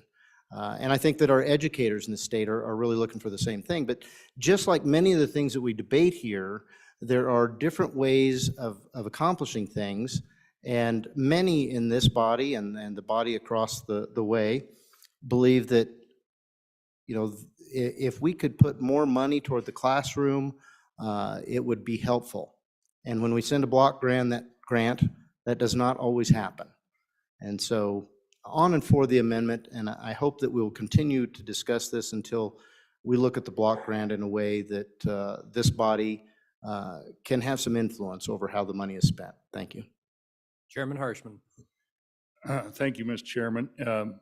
Members, if you'd look to the amendment on line 4 of the amendment, I think these deletions are really important. So I went back and it says delete the Summers et al. Second reading amendment. So this says basically it'll be no longer in accordance with statute. So it takes a statute out. And then the second deletion on line 7, it reinserts the word only. So it makes this ECA a 1 year only. Okay. And then that's, I think, the most important part of this. Then the third part of this is about having a prescriptive block grant. I would encourage you all, as you learn more about this topic, to get on the Department of Education's website. They have what's called a CREW report. And you can look at your neighborhood school, you can look at your district, you can look at it statewide. And what you'll find, when we study the model every 5 years, except when we were broke, we did it like 3 times in 5 years. And so what is the model? They go around and look at our schools, and they judge and they use evidence and they use statistics and they figure it out. But when you look at the CREW report, you're going to find that over 90% of the model's congruent to exactly what's in the model. So over 90% of the teacher money goes to the teachers, right? Over 90% of the nurse money goes to the nurses. The biggest discrepancy is probably in the tutor, but that's happened because we were 100 million over the model. Now we're basically 100 million under the model. And so what do districts do? Because here's the current starting teacher salary in the model, $37,500. Nobody gonna come here and teach kindergarten in Kimmerer or Sundance or Riverton or Casper for $37,500. So what have they been forced to do over the last 10 years as this model has shrunk? They've hired less people, and they've taken that money and paid the ones that have more so they can have a workforce. And so, I mean, this is kind of like the old airplane amendment. This one comes a lot. But I'd submit to you that your local school board members, who do an amazing job under some very tough circumstances, particularly the stuff that's been put on them in the last few years, it's been really incredible. But most of them ran in bigger elections than us. I mean, most of us got elected 1,500 votes. Most of those folks got thousands of votes, right, in my town. And so anyway, I think you honor that. And I think you know, it's this whole thing. We all have conflicts and inconsistencies, and we don't like it when the federal government does this to us, but here we go. So on and against. Thank you, Mr. Speaker. Anybody else for their first time? Representative Nyman for your first time. Thank you, Mr. Speaker. I'll take very little of your time. I appreciate, you know, the debate on this, and this is an issue. I've served on your education committee the first 2 years of my tenure in this, and this is an issue that is coming back. There's no question that this is going to have to be addressed. Our spending on education is a dominant share of what we spend as a state. And how we spend those dollars is critical. And so, and like when the good former chair, speaker said, 37.5, but we've also got to realize we pay full insurance and we pay retirement. So those are also things that need to be considered in that price. And so there's also dollars there. Wyoming currently spends third most in the United States of America per student, per capita, per student. And so it's not that we're lacking in spending on our children.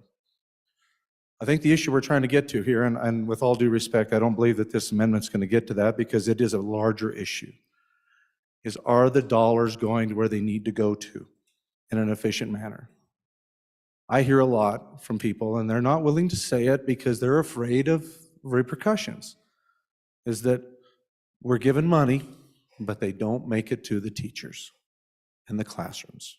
I have a lot of teachers that tell me I'm taking out of my pocket to buy supplies for my classroom. And that's hard to listen to as a legislator when you're seeing the sheer volume of dollars that we are expending to our districts. Our teachers love our kids, and they want the very best for them. And so what we're going to be looking at, I think, as the years to come as a legislature is how can we do a better job of making sure the dollars get to where they need to go. I realize there are different things that take place in each district, but there's also factored into that model the cost of living for each one of those districts. This is a very comprehensive model. It takes into account what it costs to rent a home or to buy a home, cost of living. It's huge. I would defy any of you, some of you know it and understand it. There is an extremely large amount of information to understand in how we fund our education in Wyoming. And just for information's sake, we are going to have to, as a legislature, readdress this. Because there are a lot of things that are wanting to pull on the financial lines of this state coming. Let's stay on the amendment. So I gave just, you quite I a bit of appreciate, rope on that. thank you, Mr. Speaker, I'm sorry. I appreciate the amendment. It's not the answer, granted. Local control is critical. But this is something that's going to have to be addressed, guys. So just put that in the front of your mind. Thank you, Mr. Speaker, appreciate that. Anybody else for their first time? Anybody for their second time? First time, Chairman Northrup. Thank you, Mr. Speaker. So I'm just going to try to summarize all the points that have been made. We have, first of all, a local control issue. Your school boards are the ones that are in control of these dollars. If you don't feel that the school is giving enough money to the teachers, go talk to the school board. That's the people who have that decision making. And as was pointed out before, they were elected by many more people than we ever will be. So, okay, the next one is the Campbell cases. This amendment is not compliant with the Campbell cases, so it throws up a red flag right off the bat. Lawyers will love it. We can go back to litigation on another subject. So there's a statutory directive that says how we're going to spend that money, and this amendment also is not compliant with that statutory directive. And once again, that was noted in the Campbell cases. So there's two ways that we're screwed up if we pass this, especially in relation to the ECAs. And remember, this is one-time spending, 1 year. So on and against the amendment. Anybody else for their first time?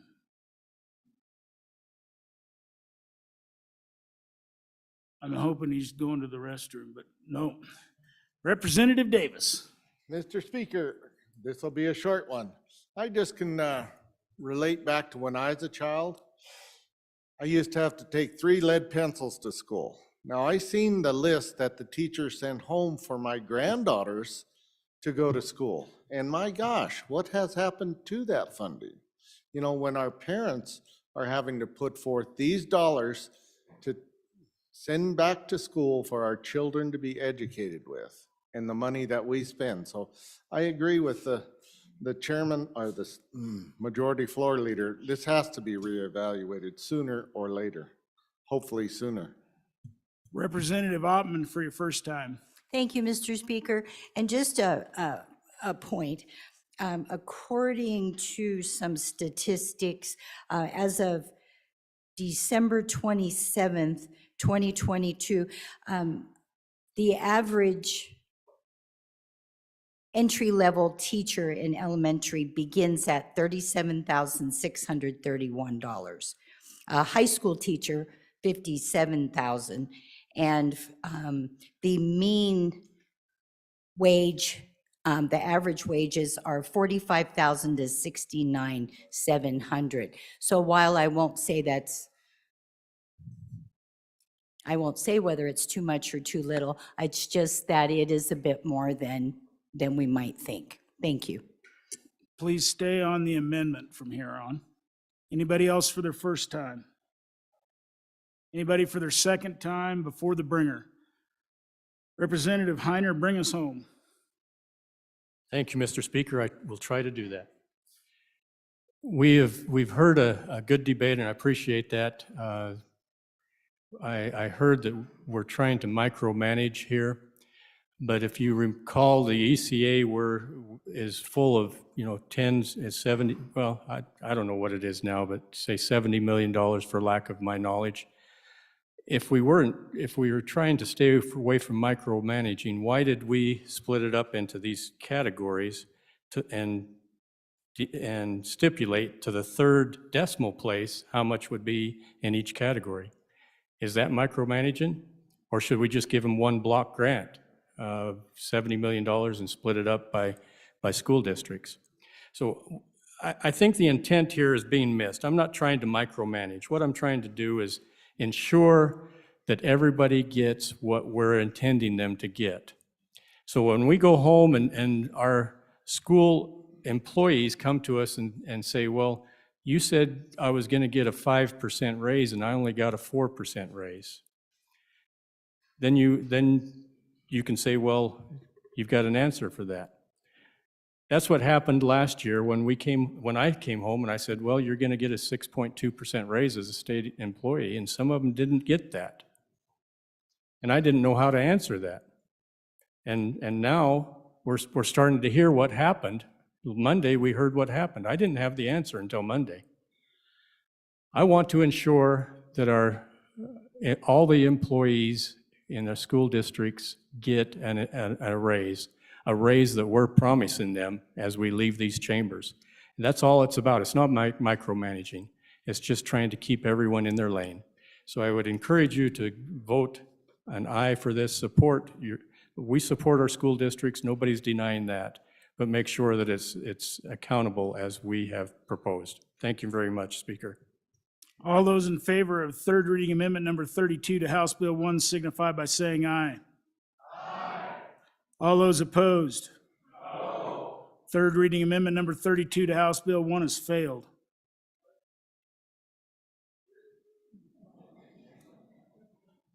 Division having been called, all those in favor, please rise.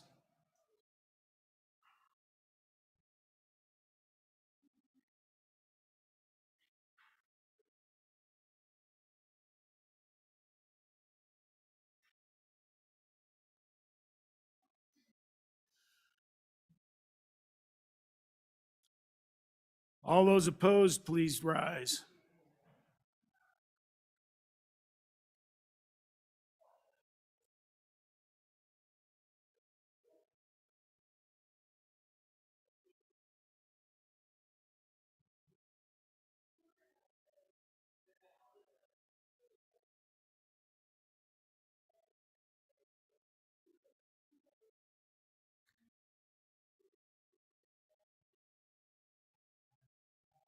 Thank you. You may sit down. Third reading amendment number 32 has failed, 24 to 35.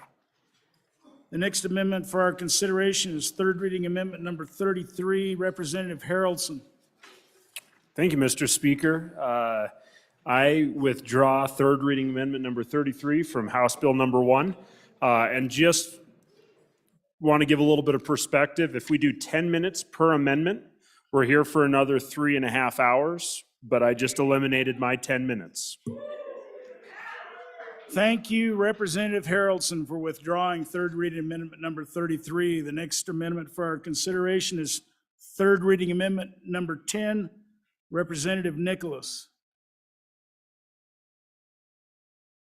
Mr. Speaker, I would move third reading amendment number 10 and ask for your favorable consideration, ladies and gentlemen.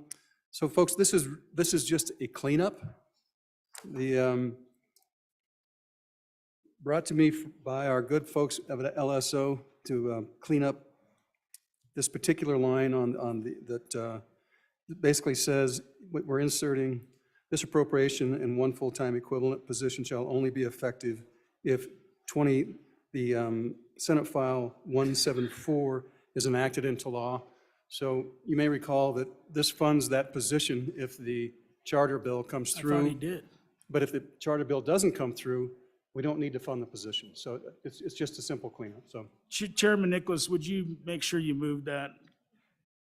Would you remove that just for Yeah. I would move House Bill Amendment, third reading the amendment? third reading amendment number 10 to House Bill 1 and ask for your favorable consideration. Question having been called, all those in favor of third reading amendment number 10 to House Bill 1 signify by saying aye. Aye. All those opposed? No. Third reading amendment number 10 has been adopted.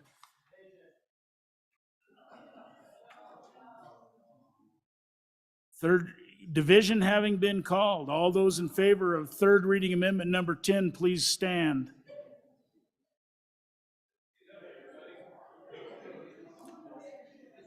More than the rest.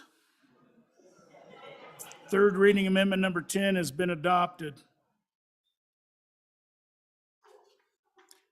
The next amendment for our consideration is third reading amendment number 34. Chairman Nicholas.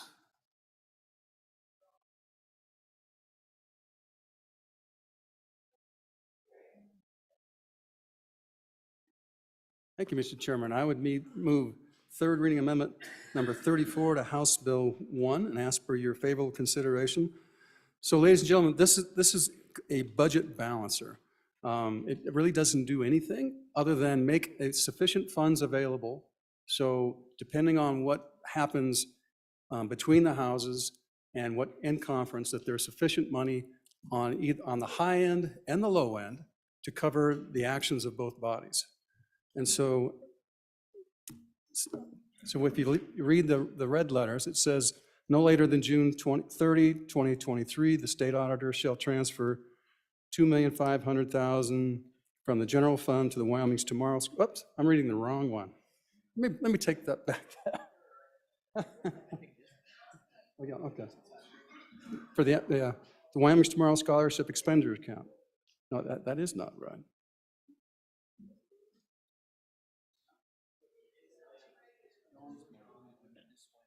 So I was just informed that this was the budget balancer, but it's not. Yeah. So let me start over again. So, ladies and gentlemen, what this does, you recall that we put $40 million into the Wyoming's Tomorrow. In order for those funds, and there's already 10 million in that account. So if that 40 million stands up, the fund then has $50 million into the account. But there's no money to effectuate the Wyoming's Tomorrow until after the interest is earned and to begin the process of using those funds, because the way that when Wyoming's Tomorrow was created, it's had a specific provision that said no funds will be expended until the account reaches 50 million. And then you use the proceeds from the account to fund these particular activities that we're doing with the Wyoming's Tomorrow for these folks that are getting these scholarships. All this does is front load that income account with $2.5 million so they can start that program immediately, probably in the next fall semester with these funds to get it started. So I'd ask for your favorable consideration. Chairman Brown. Thank you, Mr. Speaker. Ladies and gentlemen, if you look at lines 1 through 3 is actually probably the most prominent portions of this amendment. What this amendment really does is it goes in and fixes some of the issues as the last speaker was just mentioning. In regards to the Obermuller, and I can say that because it's in this amendment, the Obermuller amendment that was done yesterday with the amount of transactions that were adjusted, this is just making sure that there's enough money in these accounts because those accounts were shifted around in that Obermuller amendment. No, nothing nefarious or anything like that. It's just with the amount of adjustments that were done, this is a budget balancer. So easy, simple fix. Anybody else for their first time? Second time, sensing your need to vote. All those in favor of third reading amendment number 34 to House Bill 1 signify by saying aye. Aye. All those opposed? No. Chief Clerk will please call the roll.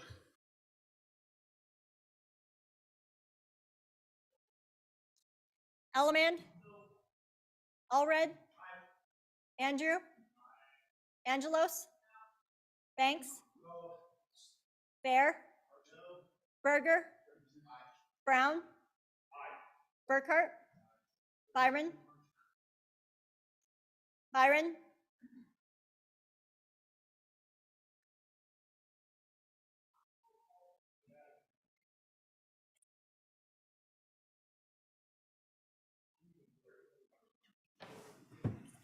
Excused.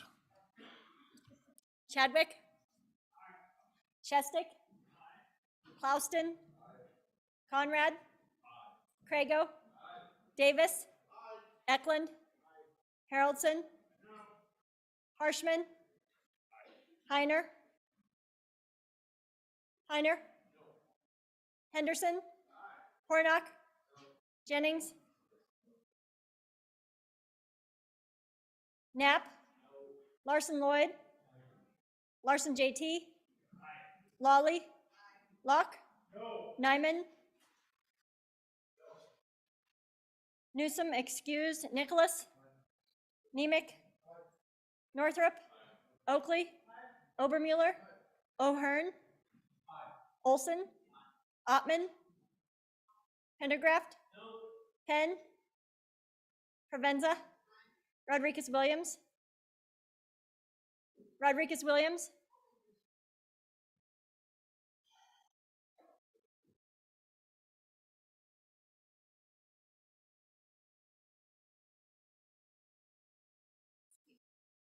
Excused. Sherwood? Singh? Singh? Slagle? Smith? Stiff? Storer? Strock? Strock? Stivar? Tarver? Trujillo? Walters? Ward? Washit? Western? Winter? Wiley? Yin? Zwanitzer Dan? Zwanitzer Dave? Speaker Summers? Byron? Rodriguez Williams? Are there any changes? Closing vote. Vote closed. 37 aye, 24 no, 1 excused. Having received a majority vote of the members present, House third reading amendment number 34 has passed the House. The next amendment for our consideration is third reading amendment number 11. Speaker Summers. Mr. Chairman, I would respectfully withdraw third reading amendment number 11 to House Bill 1. Third reading amendment number 11 without objection has been withdrawn.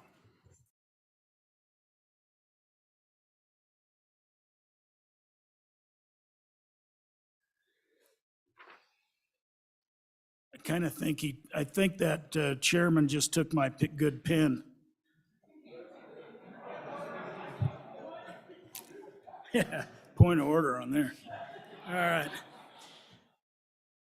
Third reading amendment number 12, Representative Chairman Brown. Thank you, Mr. Speaker. In an effort to gain 20 minutes, I withdraw third reading amendment number 12. Yay, third reading amendment number 12 has been withdrawn. The next amendment for our consideration is third reading amendment number 15, Representative Washit. Thank you, Mr. Speaker. Members, I bring you or move third reading amendment number 15 to House Bill number 1. Ask your favorable consideration. Yesterday, or 2 days ago, we had conversation about moving some 400 million from one account into the Permanent Mineral Trust Fund. And that didn't pass, and it seemed a little rich for the body and a little rich for me. But what this amendment proposes, the key language is on lines 15, 16, and 17.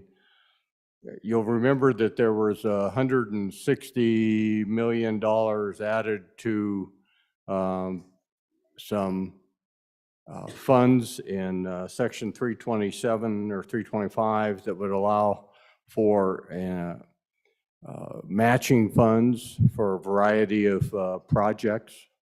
And as I looked at that, I realized, we're only talking about 1 year. And there was already $100 million for matching funds in there. And I thought, do we really need another $160 million for matching funds to get us through 1 year of the biennium? And so what this amendment does is it pushes 150 million of that 160 into the Permanent Mineral Trust Fund to gain earnings for the future for our kids and grandkids. And then on page 2 of the amendment, there's another $5 million general fund that would go only if Senate File 169 doesn't have funding for the statewide shooting complex that's coming through on a bill from the other end of the building. And in all likelihood, we're not going to need that. The reason that's included is that the bill is written on the other end, called for using $5 million in ARPA money.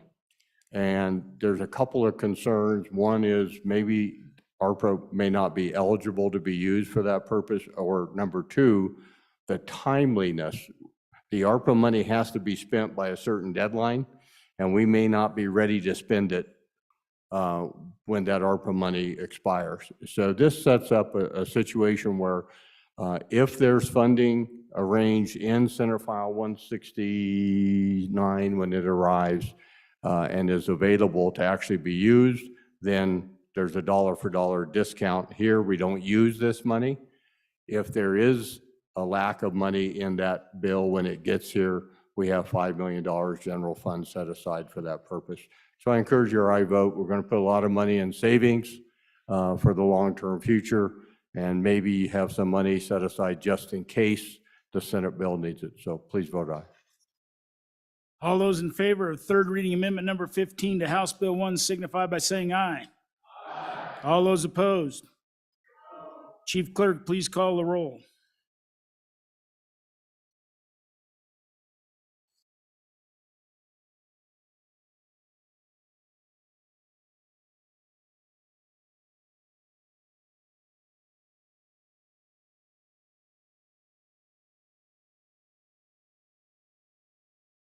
Elliman?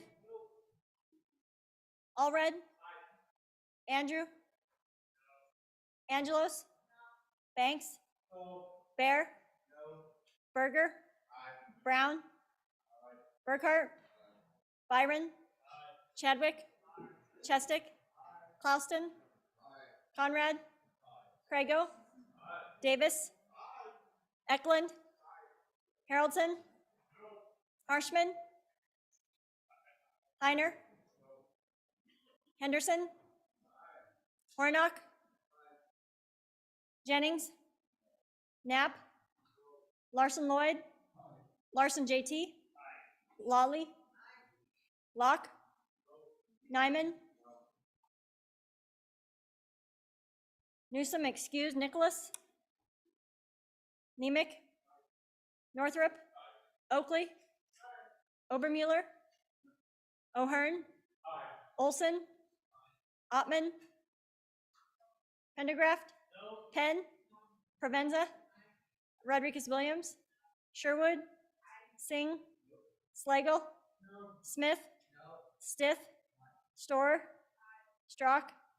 Stivar? Tarver? Trujillo? Walters? Ward? Washut? Western? Winter? Wiley? Yin? Swanser Dan? Swanser Dave? Speaker Summers? Aye. Are there any changes? Closing vote. Vote closed. 38 aye, 23 no, 1 excused. Third reading amendment number 15 to House Bill 1 has been adopted.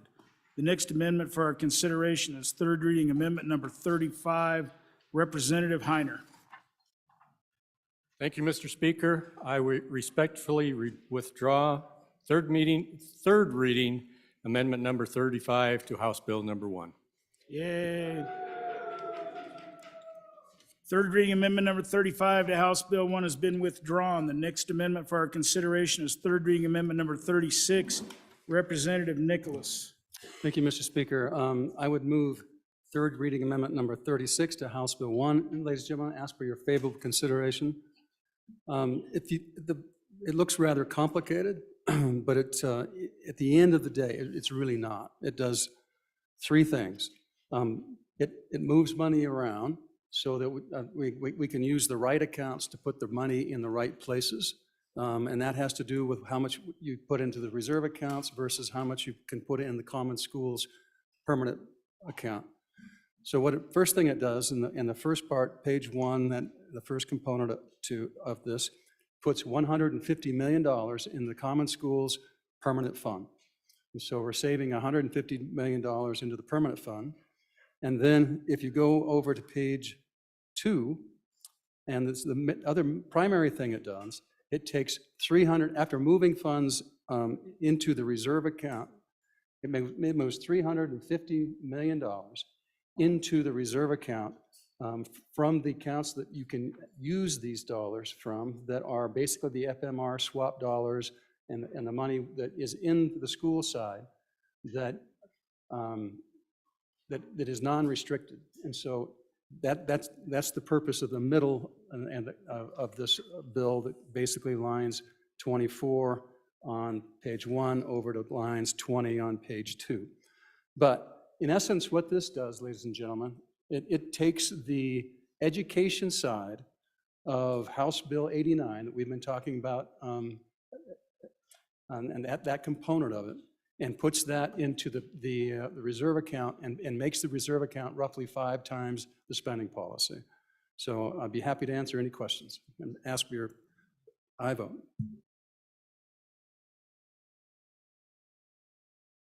Representative Obermuller for your first time. On and for this amendment, since my horses have been scratched for another race. I'm backing 89 at this point. We need to power that up, so on and for.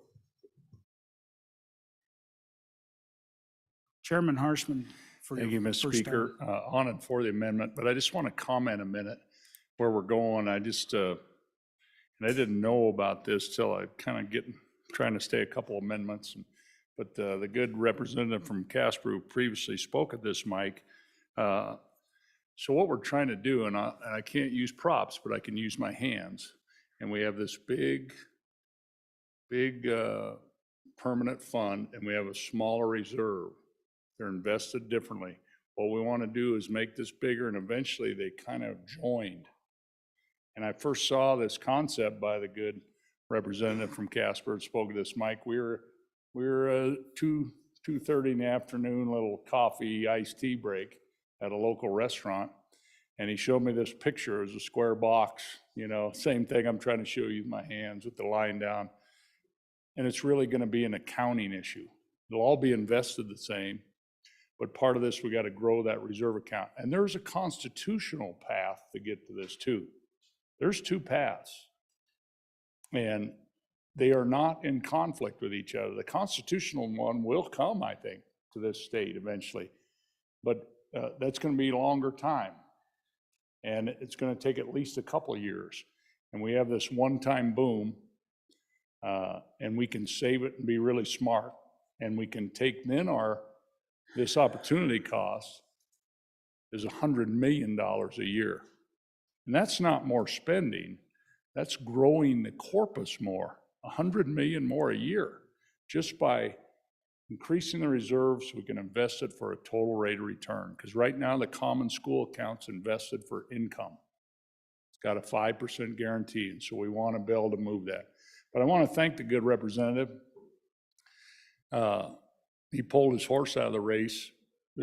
We're all trying to get to the same place. And I don't know all the talk that went on. I wasn't a part of it. But I really appreciate it. It's something we've been working on for years and years and years, and people before us, good speaker that had House District 37 before I was elected, really started this whole Harvard Trust model. It's so important, 30% of our revenue. So I appreciate the amendment by the good chair of appropriations. I appreciate the good representative from Casper and everybody who's worked so hard on this concept for years and years and decades, really. So we keep moving in the right direction. So thank you, Mr. Speaker, on and for the amendment. Anybody else for their first time? Anybody for their second time? Really? Chairman Nicholas. Chairman Nicholas. Thank you, ladies and gentlemen. I too would like to thank the good legislature from Natrona County. This is basically the fruits of his early labors to teach us how to make more money with our money. And so I appreciate it very much. And so, by the way, you may recall that the discussion was that the opportunity cost in the last 5 years is roughly over $550 million. Had we have done this 5 years ago, if we moved all of the funds into these reserve accounts. Well, of that 550 million, 375, actually 420 million are on this account alone. This was the most important one to do it, and that's why we made it a budget amendment, because that's where we get the lowest return on our dollar. So that's the most important component of this process. So I appreciate your aye vote. All those in favor of third reading amendment number 36 to House Bill 1 signify by saying aye. Aye. All those opposed? No. Third reading amendment number 36, please call the roll. Oop, it isn't it's a switch, so it doesn't require. Third reading amendment number 36 has been adopted. Sorry about that. The next amendment for our consideration is third reading amendment number 43. Chairman Nicholas.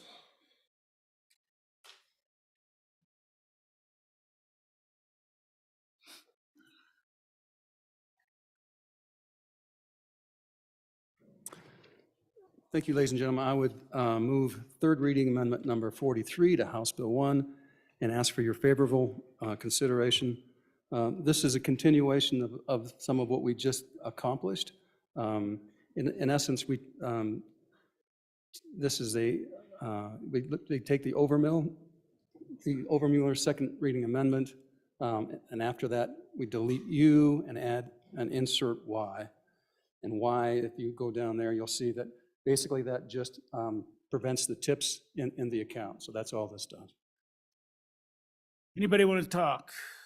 Anybody? All those in favor of third reading amendment number 43 to House Bill 1 signify by saying aye.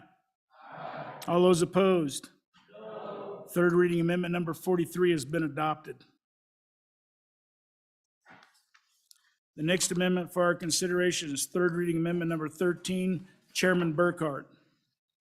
Thank you, Mr. Speaker. While I would really like to talk for a half hour on a 10-word amendment, I would respectfully withdraw third reading amendment number 13 to House Bill 1. Third reading amendment number 13 has been withdrawn. The next amendment for our consideration is third reading amendment number 14, Representative Heiner. Mr. Speaker, following the good example of my chairman, I respectfully withdraw third reading number 14 to House Bill number 1. Third reading amendment number 14 to House Bill 1 has been withdrawn. The next amendment for our consideration is third reading amendment number 37, Chairman Northrup.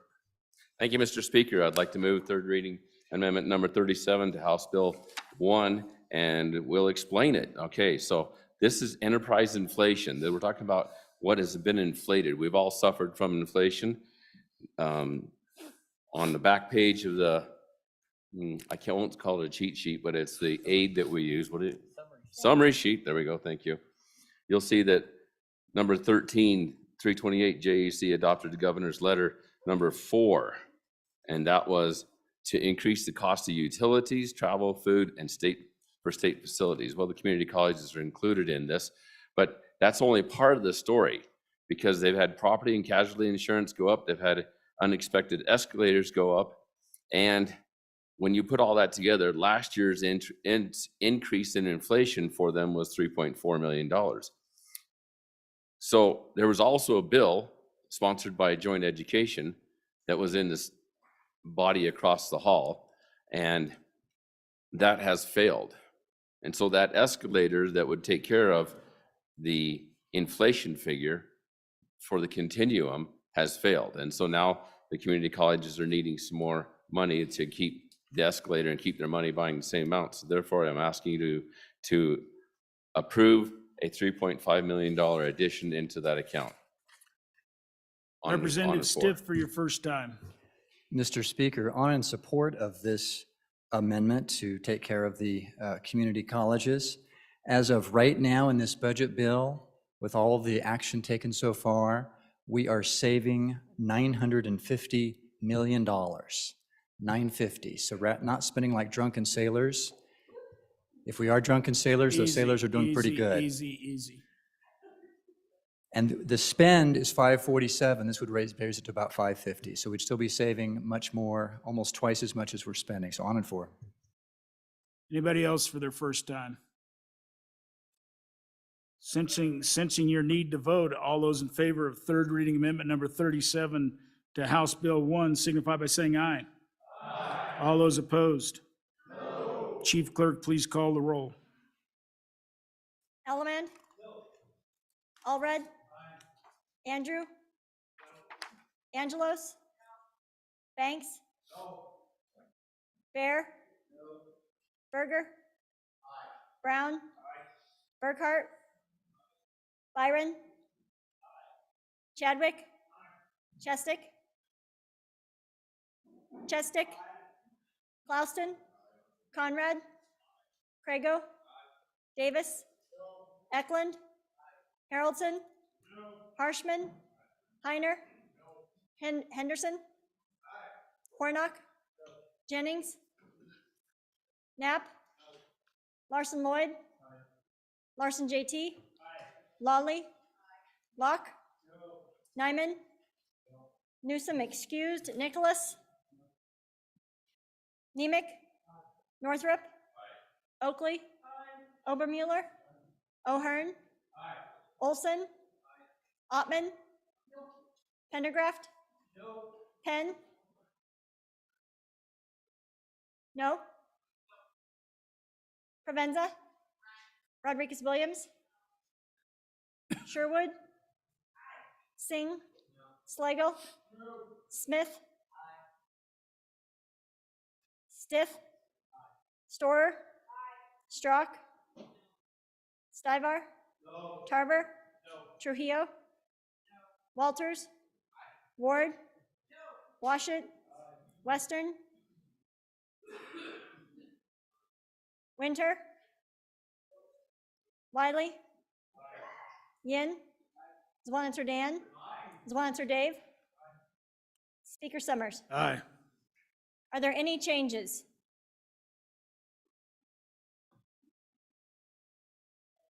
Are there any changes? Closing vote. Vote closed. 35 aye, 26 no, 1 excused. Third reading amendment number 37 to House Bill 1 has been adopted. The next amendment for our consideration is third reading amendment number 38. Chairman Harshman. Mr. Speaker, before I move the amendment, just privilege of the floor. Just privilege. Thank you, Mr. Speaker. I think today, when the power went out, it was just an amazing opportunity to appreciate the House. And I just want to direct your attention.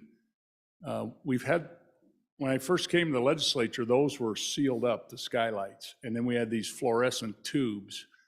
And then Speaker Parity it was during the early boom in '04, brought an amendment. We opened up the Senate and House skylights.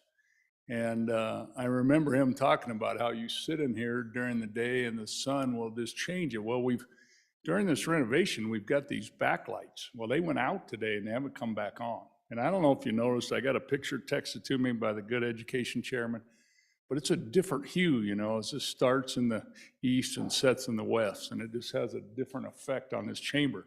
And now you look, I don't think anybody's seen it without the lights on. But pretty awesome opportunity, so thanks for knocking the power out, Mr. Speaker.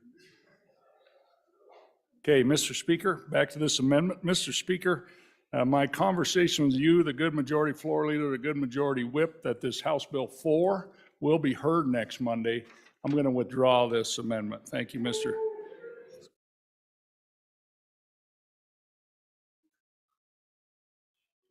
Thank you. Third reading amendment number 38 has been withdrawn. Just a note here, when we get done today, they got to kill the power.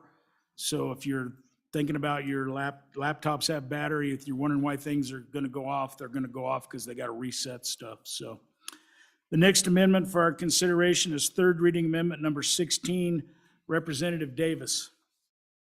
Mr. Speaker, I'd like to withdraw third reading amendment number 16 to House Bill number 1. Third reading amendment number 16 to House Bill 1 has been withdrawn. The next amendment for our consideration is third reading amendment number 17, Representative Lawley.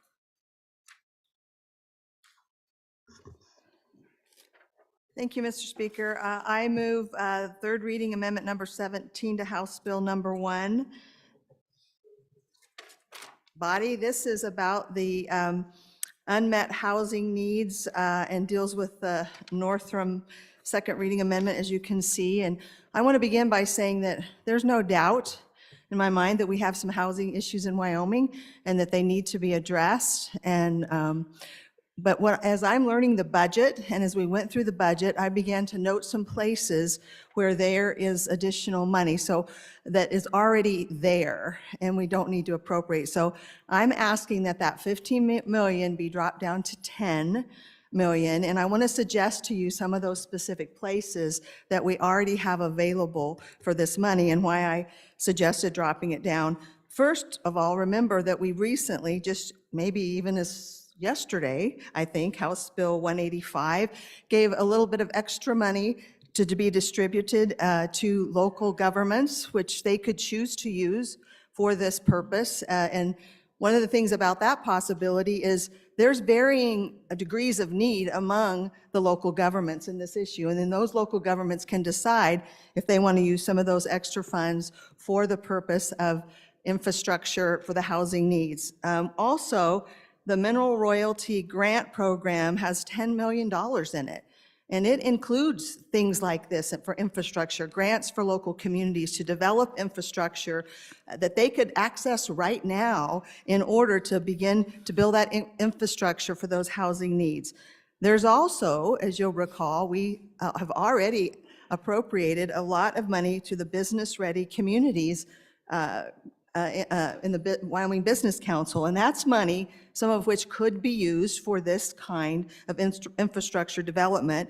And then finally, there is ARPA money that's specifically earmarked for water and sewer. There's about $80 million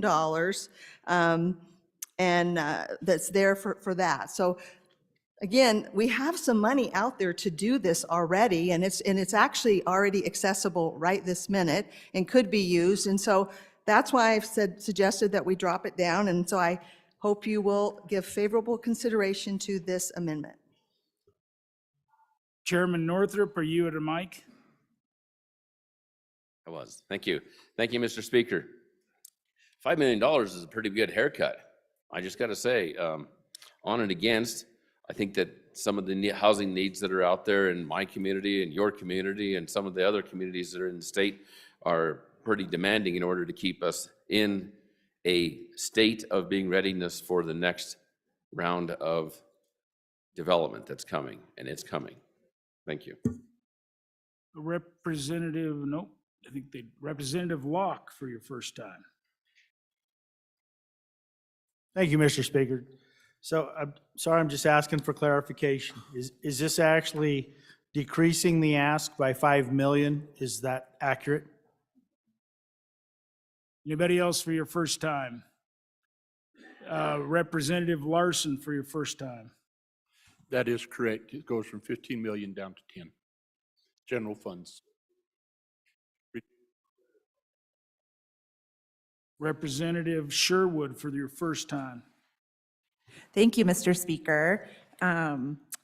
So what the good representative, who I adore deeply, just said, kind of true in terms of these other potential funding sources. So yes, local government could choose to invest their funds this way. That is true. Just for clarification, on the MRG program, that is only for emergencies. So I don't think the projects we're considering would apply. And then funding through the Wyoming Business Council's BRC program cannot be used for residential development, but I think that's a worthy conversation for another time. And ARPA money, yes. So I just wanted to say, kind of, there's some other ways that we could pivot in this realm. But just as a reminder, when our chief executive was putting together his request for this, he put a call out really quick, hey, communities, do you guys have projects? And the ones that I went through that are only for water, sewer, utility infrastructure to support the development of attainable housing were from our community that's known for its fish fossils and soon to be nuclear hub. They had a request for this. The spot where you can go see the polo ponies play had a request for this. Number one in our hearts coach had a request for this. The mining town where everything is all right had a request for this. And even here in our capital city had a request that would come out of this concept. So just wanted to share that information with the body. Thank you. Anybody else for their first time? Anybody for their second time before the bringer? Representative Lawley? Thank you, Mr. Speaker. Again, I offered 4 alternatives. Some may have some issues with them, but again, for example, the emergency, I don't know how they define emergency, but we've been told that this housing crisis is an emergency. So again, I think that money may well be available. And there's several possibilities, and I believe that it's worth taking this down by 5 million and looking at what we already have. I think it's the harder thing to do sometimes, to stop and turn around and look at what we have already appropriated and where some money may be. But that's really what I'm asking the body to do. So I again urge your favorable consideration. All those in favor of third reading amendment number 17 to House Bill 1 signify by saying aye. Aye. All those opposed? Third reading amendment, Chief Clerk, just call the roll. Allemand. Allred. Andrew. Angelos. Banks. Bear. Berger. Brown. Burkhart. Byron. Chadwick. Chestick. Klauston. Conrad. Crago. Davis. Eklund. Haroldson. Harshman. Heiner. Henderson.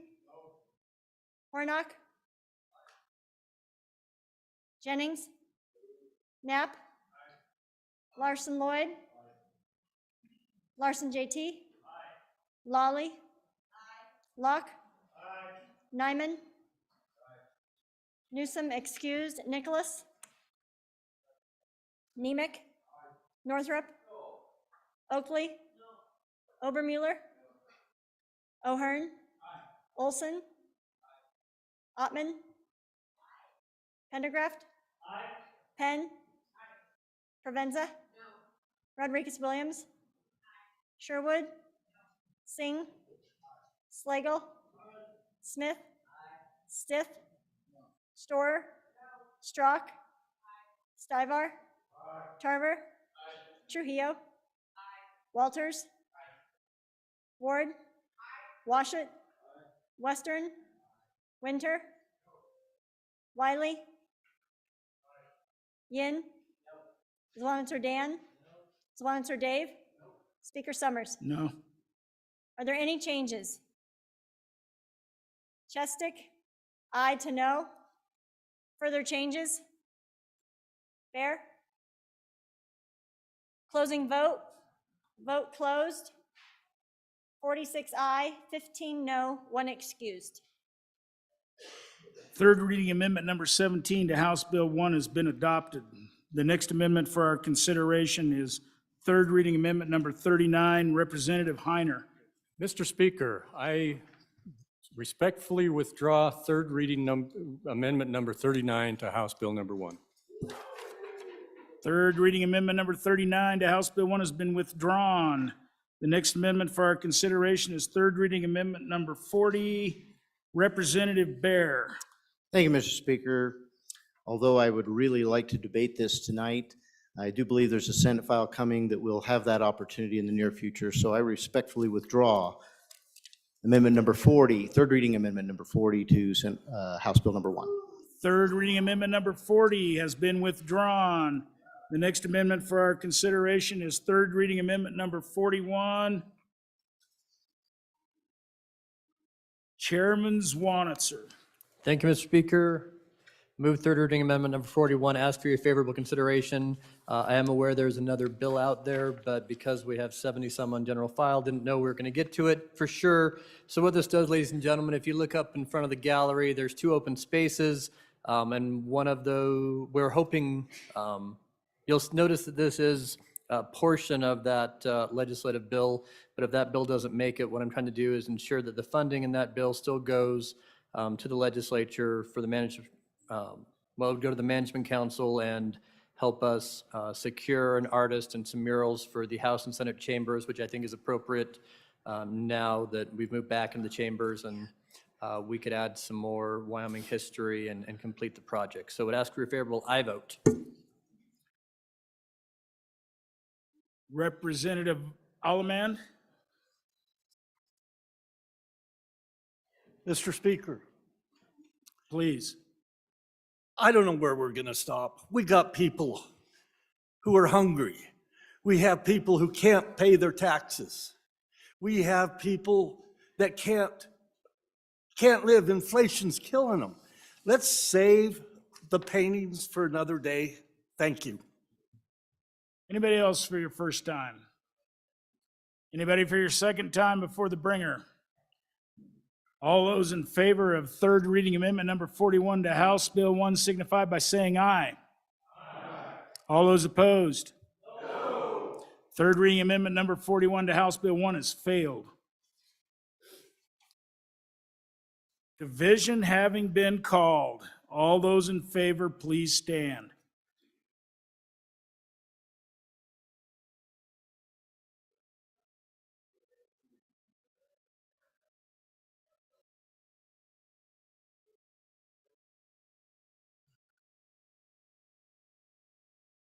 Please stand still.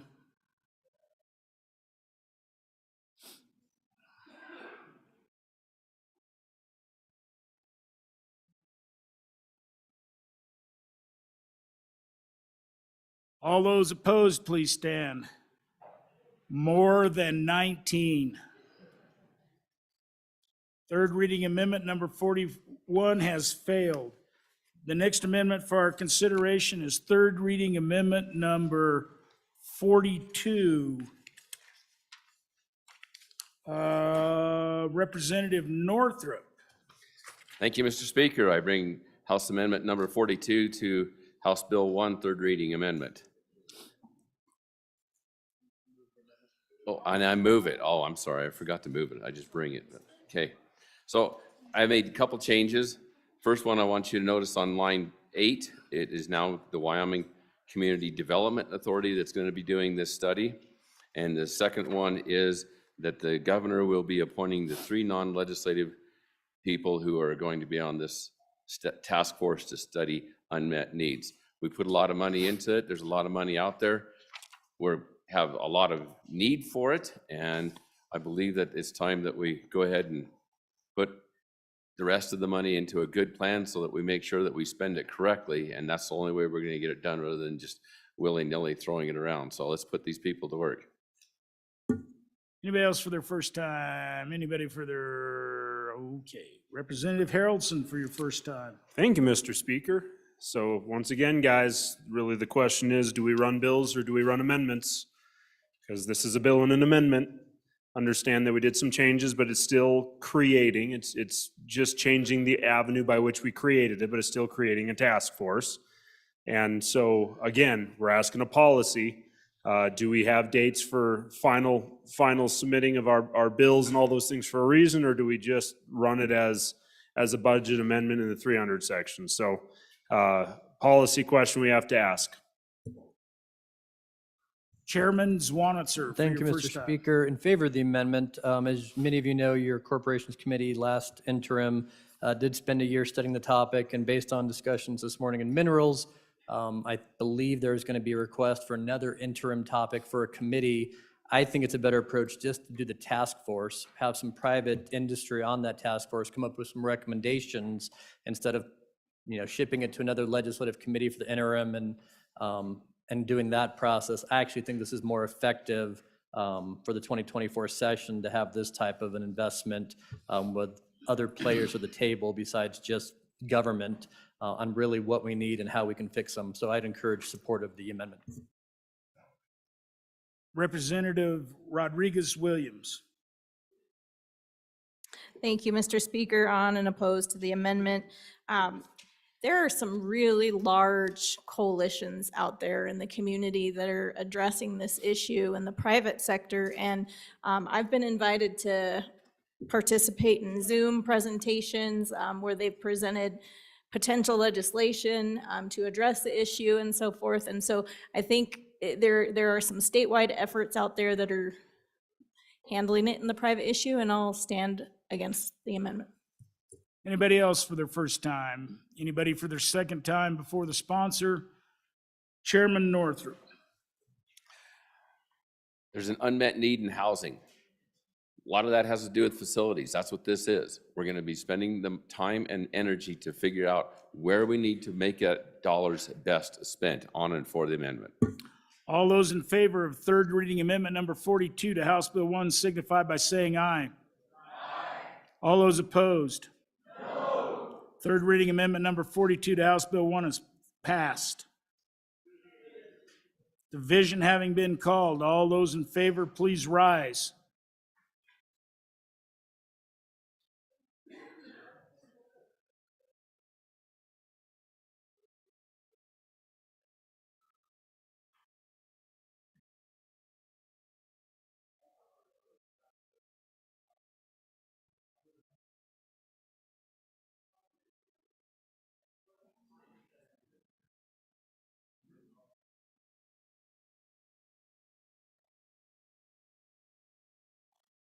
Okay, all those opposed, please stand.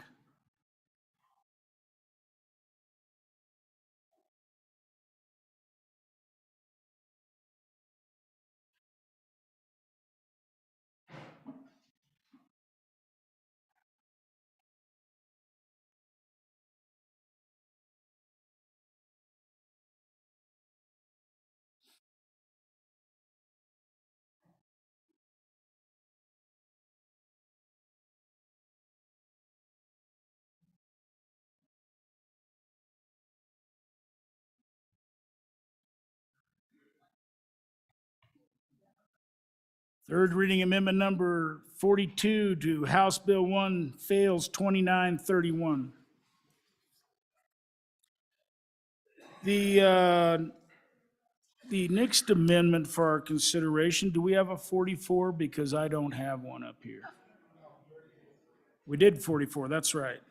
So we have a 45, so Representative Nicholas, third reading amendment number 45. Thank you, Mr. Speaker. I would move third reading amendment number 45 to House Bill 1 and ask for your aye vote. So, ladies and gentlemen, this amendment provides for differences between the House and the Senate. This is what I was talking about earlier. To balance the accounts based upon the actions of us today and the Senate today.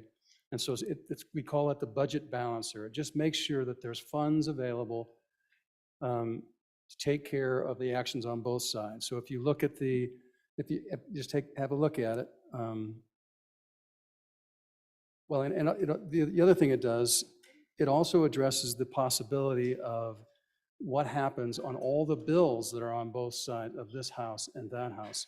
You know, because there's lots of bills out there still that have monies and that will require funding if those bills are passes, meaning we need the money in the right accounts to pay for the bills that we pass or not pass. And so we do it every year. It's just a balancer of accounts, and that's really all it does. And so then it's section 333, transfer $300 million or such thereof as is necessary from the LSRA to the budget reserve account to ensure the unobligated, unencumbered fund balance of the budget reserve account on June 30, 2024. It is not less than 100 and not less than 115 million. And so these numbers that are in here, LSO and Budget Division comes up with the numbers. And the reason that you haven't seen this yet necessarily is just because we plug in the numbers as we go through the day on the budget and on the bills that are out there. So I ask for your aye vote. Thank you. All those anybody want to speak to it? No. All those in favor of third reading amendment number 45 to House Bill 1 signify by saying aye. Aye. All those opposed? No. Third reading amendment number 45 to House Bill 1 has passed.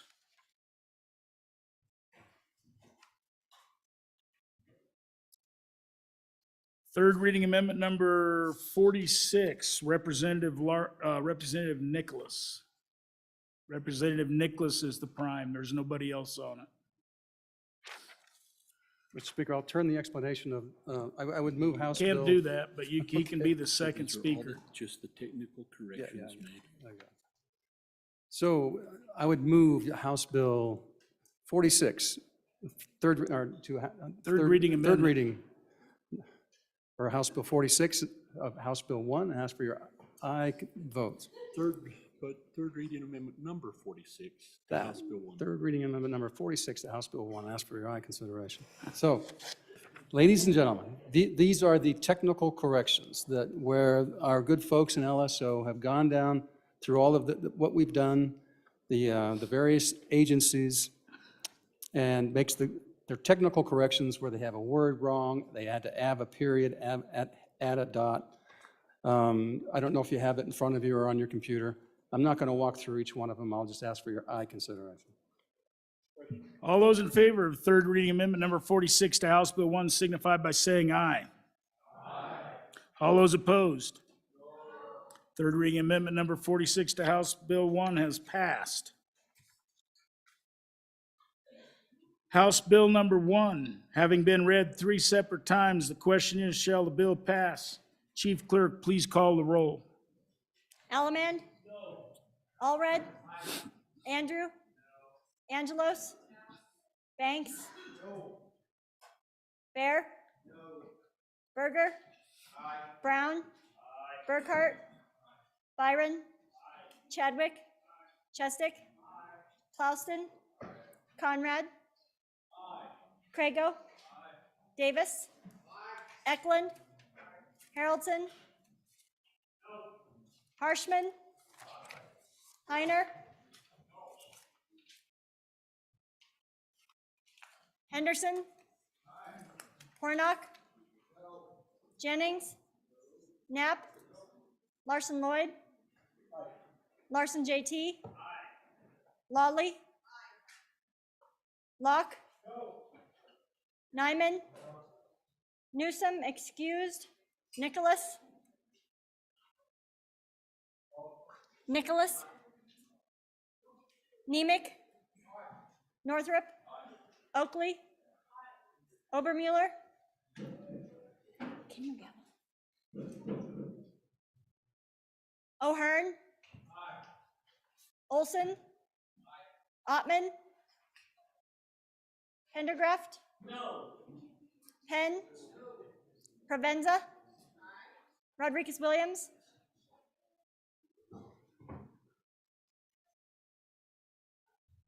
Sherwood? Singh? Slagle? Smith? Stiff. Storer. Strock. Stivar. Tarver. Trujillo. Walters. Ward. Washut. Western. Winter. Wiley.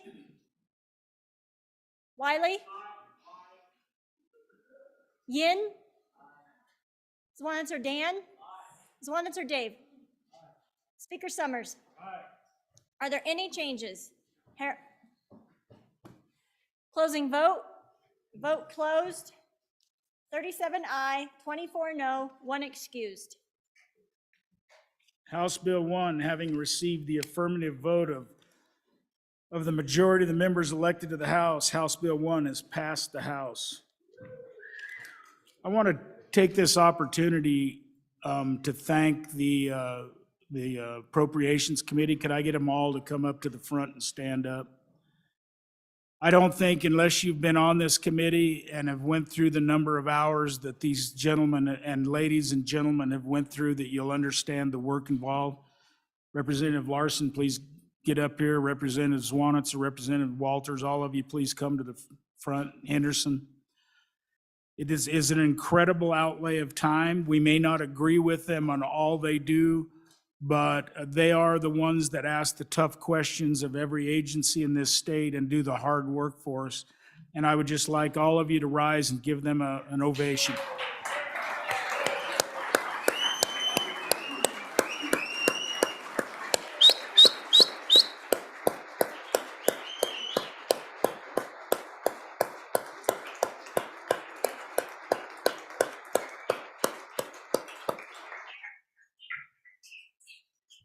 Thank you.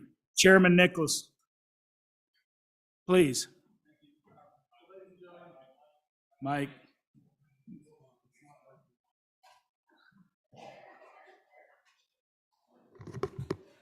So I want to give a big round of applause for LSO. They have to sit through this day in, day out, and thank you so much. It's just amazing the work that they're doing.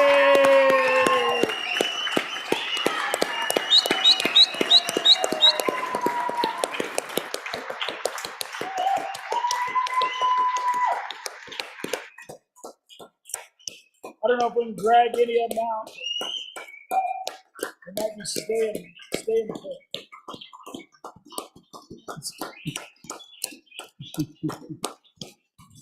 All right. And Mr. Chairman, Mr. Speaker, I want to give a particular thanks to the person that we all know that is just absolutely invaluable, and that's our good friend, Don Richards. He's just invaluable. So thank you so much. Hey.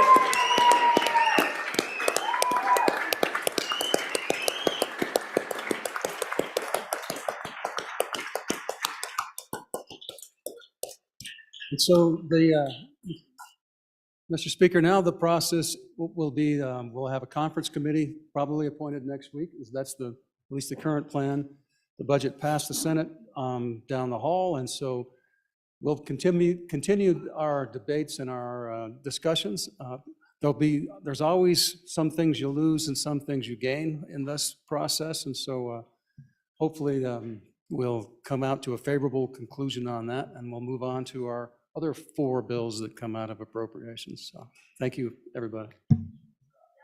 So the House, what'll happen is the House Appropriations Committee will explain what the Senate did. The Senate will explain what the House did, and we'll go to conference on it. Messages from the Senate. Message 236. Mr. Speaker, the bill listed below passed the Senate on third reading in an amended form by the vote indicated. Senate File 80, Visitation Rights. Ayes 30, noes 1. Message 237. Mr. Speaker, the bill listed below passed the Senate on third reading in an amended form by the vote indicated. Senate File 141, Transportation Technology Transfer Center, Program Funding. Ayes 20, noes 11. Message 238. Mr. Speaker, the bill listed below passed the Senate on third reading in an amended form by the vote indicated. Senate File 1, General Government Appropriations 2. Ayes 18, noes 13. Sincerely, Ellen Thompson, Senate Chief Clerk. Reports from standing committees. House Bill 101, sponsored by Representative Crago, Uniform Trust Code Amendments, an act relating to trusts. Mr. Speaker, your Committee Number 1 Judiciary, to whom is referred House Bill 101, Uniform Trust Code Amendments. Respectful report, same back to the House with the recommendation that it do pass. Ayes, Representatives Chestick, Crago, Haroldson, Jennings, Nemec, Oakley, Rodriguez-Williams, Washit. Noes, Representative Provenza. Representative Washit, Chairman. House Bill 143, sponsored by Representative Ward. Health mandates, CDC and WHO jurisdiction in Wyoming, an act relating to public health and safety. Mr. Speaker, your Committee Number 10, Labor, Health, and Social Services, to whom is referred House Bill 143, Health mandates, CDC and WHO jurisdiction in Wyoming. Respectful report, same back to the House with the recommendation that do pass. Ayes, Representatives Hornock, O'Hearn, Penn, Trujillo, Ward. Noes, Representatives Chadwick, Klauston, Yin, Swanitzer. Representative Swanitzer, Chairman. House Bill 150, sponsored by Representative Yin. Early Childhood Development Special Districts, an act relating to special districts. Mr. Speaker, your Committee Number 4 Education, to whom is referred House Bill 150, Early Childhood Development Special Districts. Respectful report, same back to the House with the recommendation that do pass with the following amendments. Ayes, Representatives Allred, Andrew, Berger, Northrup, Provenza. Noes, Representatives Brown, Klauston, Lawley, Obermuller. Representative Northrup, Chairman. House Bill 163, sponsored by the Federal Natural Resource Management. Mineral royalties, proportional severance tax refunds, an act relating to severance taxes. Mr. Speaker, your Committee Number 3 Revenue, to whom is referred House Bill 163, mineral royalties, proportional severance tax refunds. Respectfully report, same back to the House with the recommendation that do pass with the following amendments. Ayes, Representatives Baer, Locke, Oakley, Strzok, Swanitzer. Noes, Representatives Byron, Harshman, Storer. Excused, Representative Northrup. Representative Harshman, Chairman. House Bill 221, sponsored by Representative Henderson, Domestic Violence Prosecution Amendments, an act relating to crimes and offenses. Mr. Speaker, your Committee Number 10, Labor, Health, and Social Services, to whom is referred House Bill 221, Domestic Violence Prosecution Amendments. Respectfully report, same back to the House with the recommendation that do pass. Ayes, Representatives Chadwick, Klauston, O'Hearn, Penn, Trujillo, Ward, Swanitzer. Noes, Representatives Hornock, Yin. Representative Swanitzer, Chairman. House Bill 241, sponsored by Representative Yin, prohibiting sexual relations with persons in police custody, an act relating to crimes and offenses. Mr. Speaker, your Committee Number 1 Judiciary, to whom is referred House Bill 241, prohibiting sexual relations with persons in police custody. Respectful report, same back to the House with the recommendation and do pass with the following amendments. Ayes, Representatives Chestick, Crago, Haroldson, Jennings, Nemec, Provenza, Washit. Noes, Representatives Oakley, Rodriguez-Williams. Representative Washit, Chairman. House Bill 245, sponsored by Representative Provenza, court-ordered placement, child support, an act relating to children. Mr. Speaker, your Committee Number 10, Labor, Health, and Social Services, to whom is referred House Bill 245, court-ordered placement, child support. Respectfully report, same back to the House with the recommendation that it do pass with the following amendments. Ayes, Representatives Chadwick, Klauston, Hornock, O'Hearn, Penn, Trujillo, Ward, Yin, Swanitzer. Representative Swanitzer, Chairman. House Bill 279, sponsored by Representative Knapp, voter identification requirements, an act relating to elections. Mr. Speaker, your Committee Number 7, Corporations, Elections, and Political Subdivisions, to whom is referred House Bill 279, voter identification requirements. Respectfully report, same back to the House with the recommendation that it do pass. Ayes, Representatives Chadwick, Haroldson, Knapp, Olson, Ottman, Wiley. Noes, Representative Yin. Excused, Representative Harshman and Representative Newsom. Representative Olson, Chairman. Re-referrals. Vice Chair Oakley. Thank you, Mr. Speaker. I would re-refer House Bill 163 to Committee Number 2, Appropriations. Without objection, House Bill 163 has been re-referred to Committee Number 2 Appropriations. Mr. Majority Floor Leader, does that clear the deck? Just a second, does that clear the deck? Okay, Mr. Majority Floor Leader. Mr. Speaker, I move that the House stand adjourned until 9:30 a.m. Monday, the 6th day of February, 2023. Committee announcements. Chairman Northrup. Thank you, Mr. Speaker. Your committee number 4, Education, will meet upon noon recess on Monday in Capital Extension Room 3. We're going to have 2 bills, Senate File 48 and Senate File 49. 48 is Education Suspension and Expulsion Model Policies, and 49 is Safe School Climate Act Amendments. Chairman Burkhart. Thank you, Mr. Speaker. Your committee number 9, Minerals, Business, and Economic Development, will meet at 8 a.m. on Monday morning to consider Senate File 77 and Senate File 78 engrossed. Chairman Zwanitzer. Thank you, Mr. Speaker. Your Labor, Health, and Social Service Committee will meet Monday at 8:30, no rush on Senate files, to hear Senate File 23, Senate File 4, North American Industry Classification System, and Senate File 10, Licensed Professional Counselor Compact. Chairman Washit.